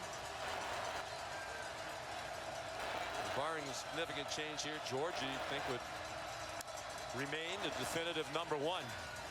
19-point lead on the road against a good Mississippi State team that's on its way to a bowl game for the 13th year in a row. What do you think he's saying? You know, if you throw me the ball down there more often, I could score more touchdowns. What a luxury. These two tight ends are so talented. Very different styles, but again, Todd Monken knows how to utilize their skill sets.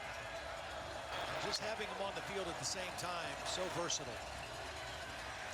Will Rogers on 2nd and 10 throws it away. Michael Williams is in hot pursuit. Hey, Sean, I spoke with Brock Bowers this week. He said something really interesting. He said our offense runs through Darnell Washington and his ability to block, his physicality at the point of attack. He is one of the most important players on our offense, and he is the reason why I'm able to do what I do offensively. Todd, you think he's being humble there, but you see the impact that Darnell Washington has had on this game as you're talking about the tight ends. Oh, absolutely, and particularly in the run game. Now, I think the offense really runs through Brock Bowers. I think he was being a little humble in that assessment, but they're both outstanding. And Jalen Carter. So is he. Yeah. Will Rogers dumped back inside the 20. I mean, he's just so quick off the ball, and he's going to win one-on-one battles all the time. Just goes right by the guard, Cole Smith. Just too quick, too powerful. I mean, when he's healthy, he's as good as there is in college football. That's why he's projected to be in the top 2 or 3 guys picked in the next draft. Here's George Georgopoulos against the first sack of the game for either team. Georgopoulos draws the flag as he was hit while punting. Now this will be interesting because it was 4th down and 17. Punt went 39 yards. Personal foul, roughing the kicker, number 9. It's roughing the kicker. 15-yard penalty and automatic first down. George might be in the drama program here. I think number 9, I think he got him with his leg as he ran by him, Meeks. Because you can see, watch Meeks' reaction. He knows he did something wrong. He kind of grabbed his head. I think it was his leg that caught him as he ran by. I'm not sure I have seen the contact yet.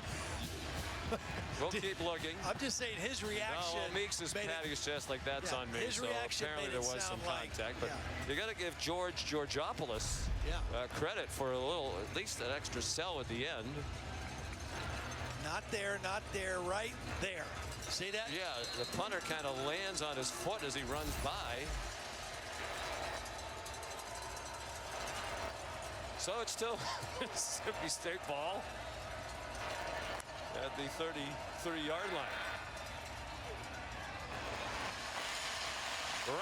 Thomas. Well, Georgia has taken advantage a couple of times of mistakes by Mississippi State. We'll see if that works in reverse. Tempo now for Mississippi State also. Down 19.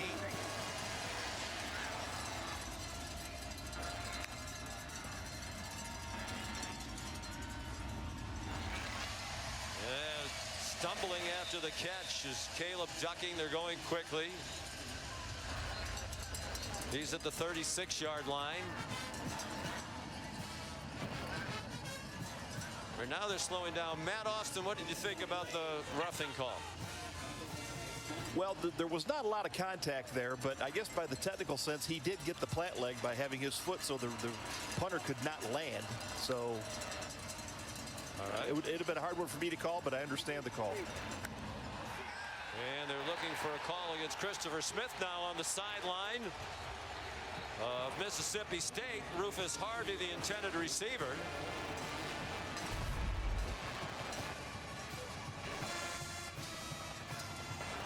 He could have called it. He could have called it. He's making a play on the ball. I don't know. I'm okay with not calling that one. Oh, it's one of those nights. I thought it looked like he hit him early, but Matt, what do you think? Yeah, I agree with you, Sean. I think he was a little bit early there. That probably should have drawn a flag. As you know, Todd, I have experience as a back That's right, you do. In the SEC. Yeah. I'm sure Matt remembers it well, too. There's a nice catch over the middle by Jo'quavious Marks. Todd, Molly, and I all a couple of years ago worked as officials. Georgia nice enough during their spring game to allow members of the media come be the officials on the field. With a lot of instruction from Steve Shaw, Grannis Bell, and a lot of other really nice people. We learned a lot during that exercise. It was a really good experience. It was a great experience and really good of Kirby Smart and his staff to allow us to do it. Sideline warning. Georgia, the first of the game. What was your role in that? I was a side judge, I think. I was on the sideline. I don't remember. Must not have been a memorable line performance. judge. Side. No, I had one big call that I could make, and I did it wrong, so I didn't count the people. Not an in the easy backfield job. enough. Jo'quavious Marks, a running back, but really first and foremost a receiver. Second all-time in career catches at Mississippi State with 181. Only Fred Ross has more, 199. They're on the move, but the clock is ticking, and they're down by 3 scores. 2nd and 6.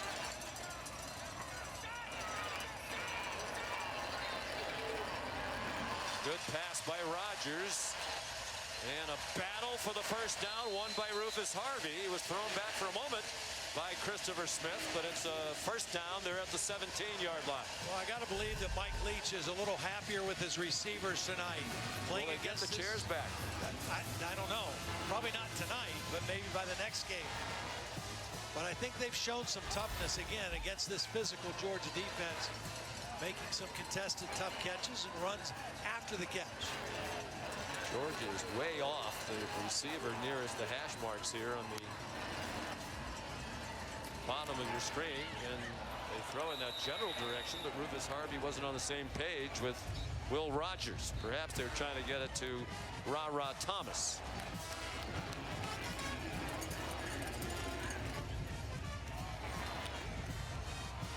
Will Rogers' dad was his offensive coordinator, right? Brandon High School. Yes, he was also the offensive coordinator at the same high school for Gardner Minshew. Yep. Here's Mr. Rogers, not that Mr. Rogers. Well, this is Wyatt Rogers, not Fred, who's unfortunately no longer still with us. From the 17-yard line, 2nd and 10. Jo'quavious Marks. 9-yard gain. Tresman Marshall the tackle. Nice drive, but they're using up a lot of time. They've had the ball now for more than 4 minutes. And the clock goes under 10 and a half minutes remaining. Still a 19-point lead for the #1 team in the country, which will clinch the East in the SEC with a victory. Will Rogers and Gardner Minshew very close. Gardner now with the Philadelphia Eagles. Played in a version of the air raid in high school. Will is ready for this offense. He's ready to throw a touchdown, but it was dropped by Ra Thomas. Take the chairs back.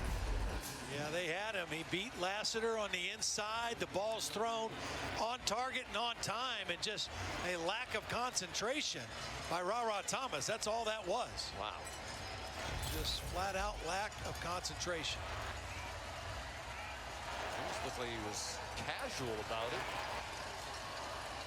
And now it throws them into a must convert 4th down and 1. And they're not really built for this. They do have 2 backs on the field, Johnson and Marks. And the play clock's running down. They had a run called, and there was a late shift by the defensive line of Georgia. That forced them to reevaluate and now call timeout. I don't know if the receivers are ever going to get those chairs back.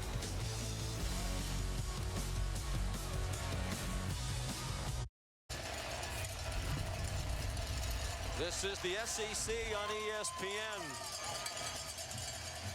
from Starkville, Mississippi. First trip here for Georgia since 2010. Stanford and Utah coming up next here on ESPN. But a big play. Mississippi State trying to keep its hopes alive. Really needs to convert on 4th and 1 with 10:03 to go. After a drop touchdown pass. There's that late shift again. Swing pass. Marks upended and he's short. Kamari Lassiter. And Todd, you made the point earlier. Glenn Schumann, the defensive coordinator for Georgia, said one thing that he thinks Mississippi State has really struggled is key 3rd downs and 4th downs. In the games they've lost, they have not been good on critical downs. Another 4th down stop. Lassiter with a beautiful tackle. If he doesn't make that tackle in the open field, it's a 1st down.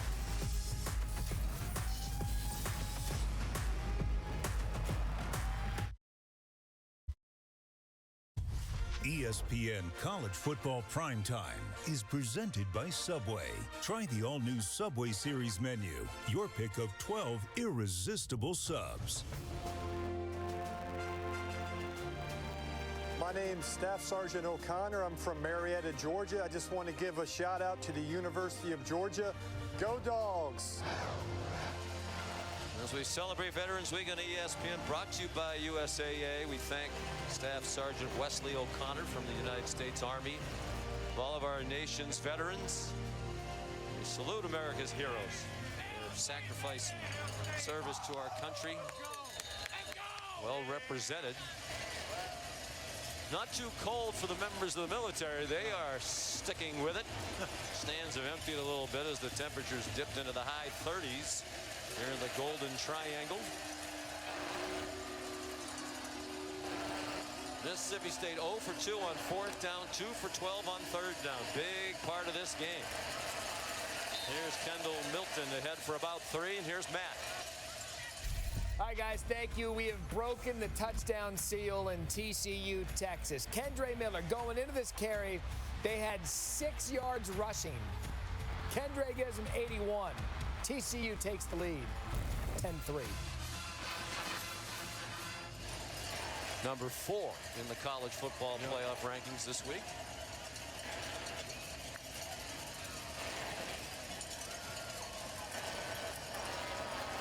Georgia will be in no hurry now. With the 19-point lead and approaching 9 minutes to go. so well coached, and Stetson Bennett is so smart. You know, there's quite a connection between Stetson Bennett and Mike Leach. Mike Leach told the story in his book, Swing Your Sword. The name for the air raid offense goes back to when Mike Leach was an assistant with Hal Mumme, and they were in the beginning stages of the air raid. They had a freshman wide receiver, Sean Pender, at Valdosta State. His dad, Ken, brought an air raid siren to some games. He was finally told to kind of knock it off. I mean, why not? If you can have cowbells, why everybody brings an air raid siren in there? And that's where the name air raid offense came from.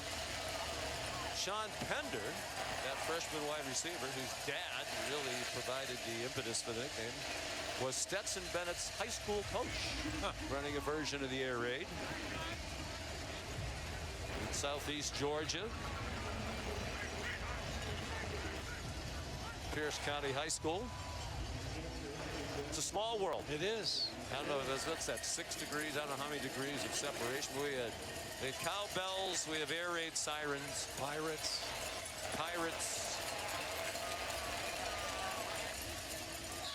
Here's Thorson. He showed his sense of humor last week after that 75-yard punt. This is another beauty.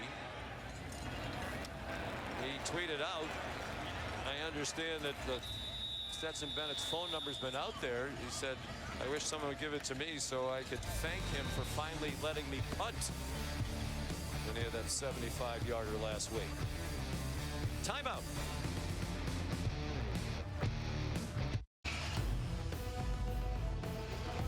Kick off your Week 10 NFL Sunday, 10 a.m. with the Countdown crew on ESPN and the app.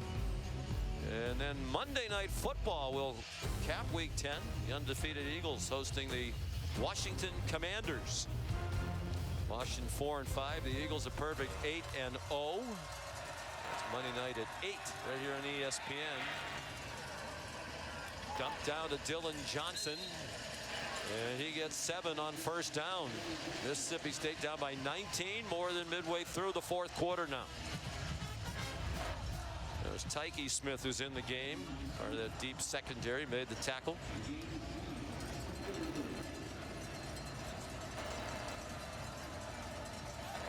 LSU has already wrapped up its spot in the SEC title game. They clinched the SEC West today with their win at Arkansas in a defensive battle.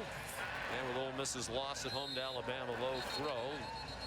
It was not caught by Johnson. If it stays this way, Georgia will meet LSU in the title game for the 5th time. Personal foul, face mask, defense number 5, 15-yard penalty, automatic first down. Keely Ringo called for the penalty. The most played matchup in the SEC championship game is Alabama and Florida 10 times. Credit to Brian Kelly. Yep. In his first year in Baton Rouge. Well, you talk about a team that, and they had to struggle today. I mean, they did not look great against Arkansas today.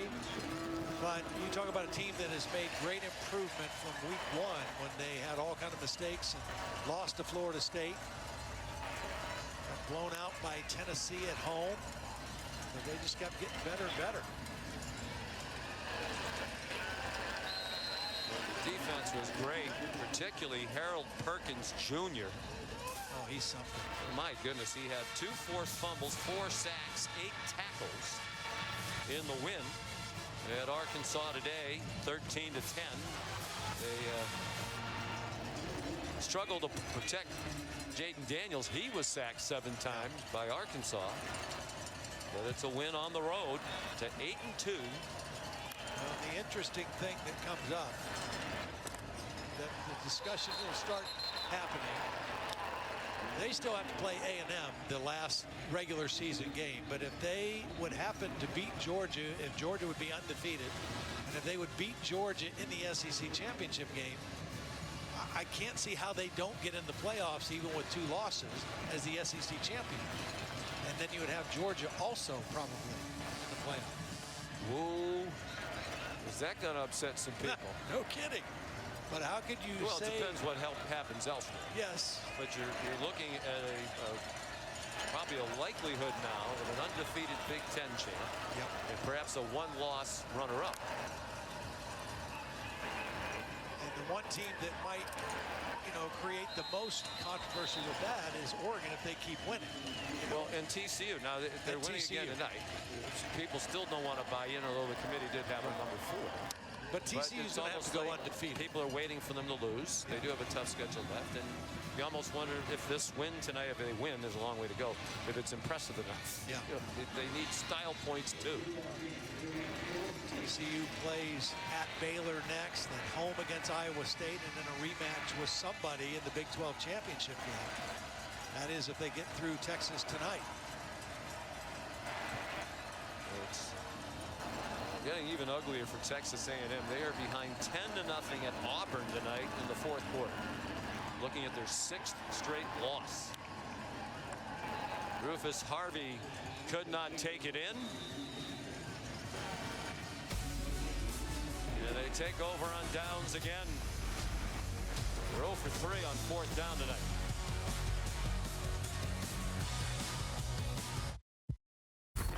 Want to update you on some of the action going around. You see upper left ABC. TCU has just scored to make it 17-3. ESPN2, Drake May trying to get in for the Tar Heels. They're down 34-33. Stanford, Utah has just kicked on ESPN News. And Texas A&M has negative yardage in the second half and being shut out against Auburn 10-0 on an SEC network.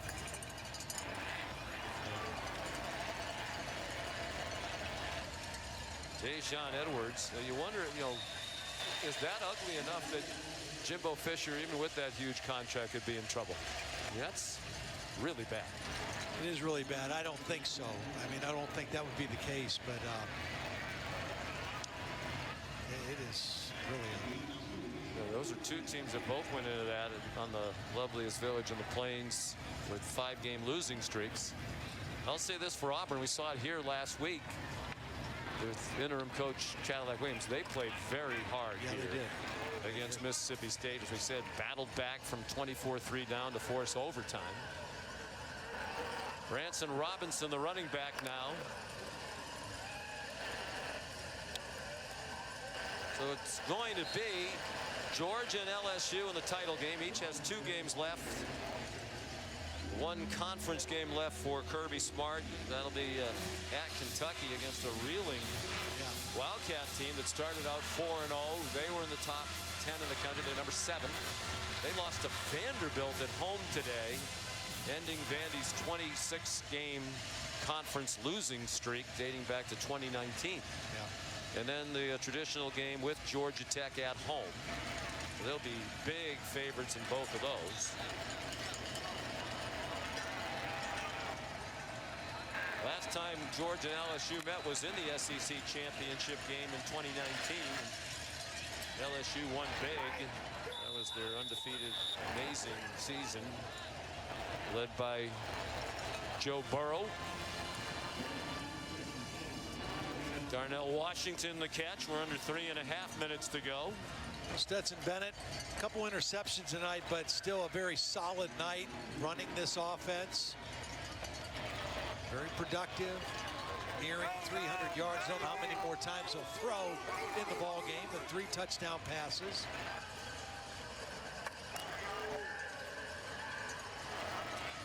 Well, as Kirby Smart said, he's a winner. Well, they beat number 1 Tennessee last week, although Georgia number 1 in the AP poll. Georgia has 3 wins all time against the number 1 team in the country. Stetson Bennett is 2-0. Yeah. Yep. Well, again, I mean, when they need him to play, he makes the plays. I mean, this is where he's at all season and kind of right on those numbers. The interceptions tonight, I'm sure he wishes the one of them, he couldn't do anything about it. He got his arm hit as the ball was coming out. The other one maybe on him.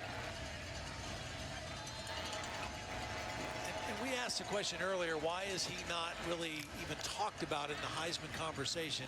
The one number of his that stands out that's dramatically different than all the other quarterbacks that are in the running is touchdown numbers. Now he has 3 tonight, which gives him 14 for the season. Here's Kendall Milton busting free into the end zone.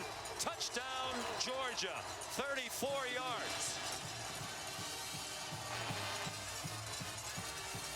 Just great blocking on the left side. It starts with the tight end blocking out, and then watch the left side of the offensive line.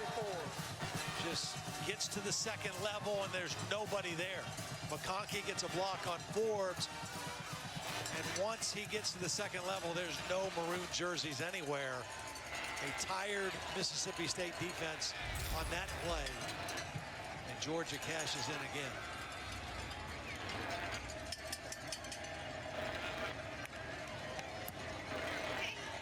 Leslie adds the extra point. Kendall Milton, the touchdown.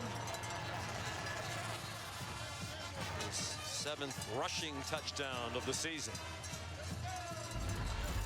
And the night for Stetson Bennett. Again, we saw him throw, we saw him run, directing this offense, utilizing his tight ends. Hit Bowers for a touchdown. This was Darnell Washington down the middle of the field. And then remember the juke. I mean, just beautiful running. I think what's that, his 7th rushing touchdown of the season. Again, 3 touchdown passes tonight. That gives him 14 now for the season. And it's interesting because I read a couple articles this week. Some guys did some research on his season and that touchdown number.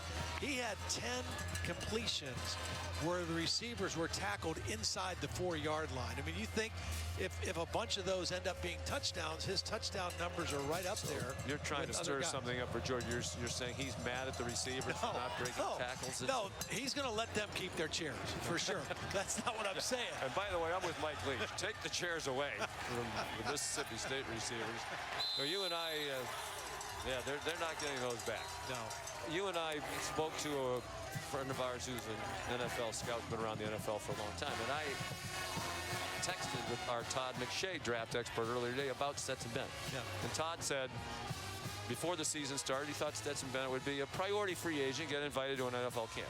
He said now he thinks he's probably a late round draft pick. We talked to an NFL scout at the half who, says, why not?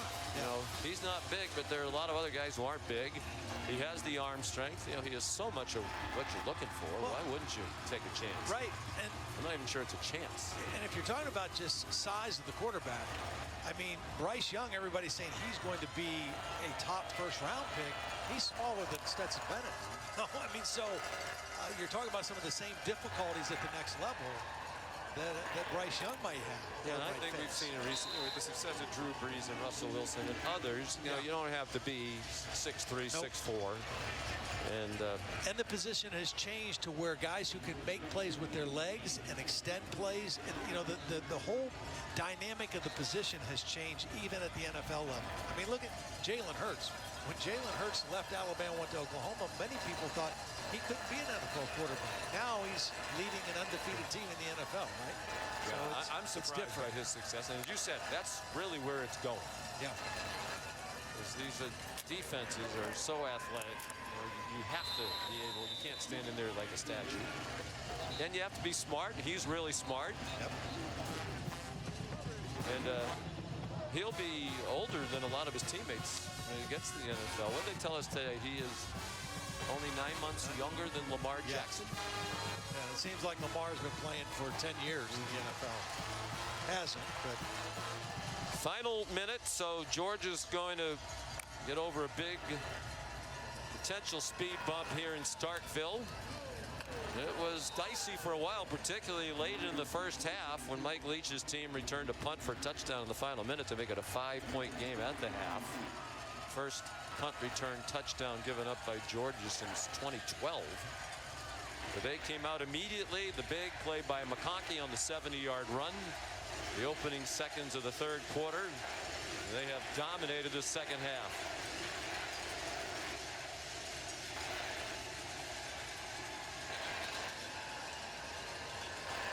Will Rogers hands it off to Simeon Price.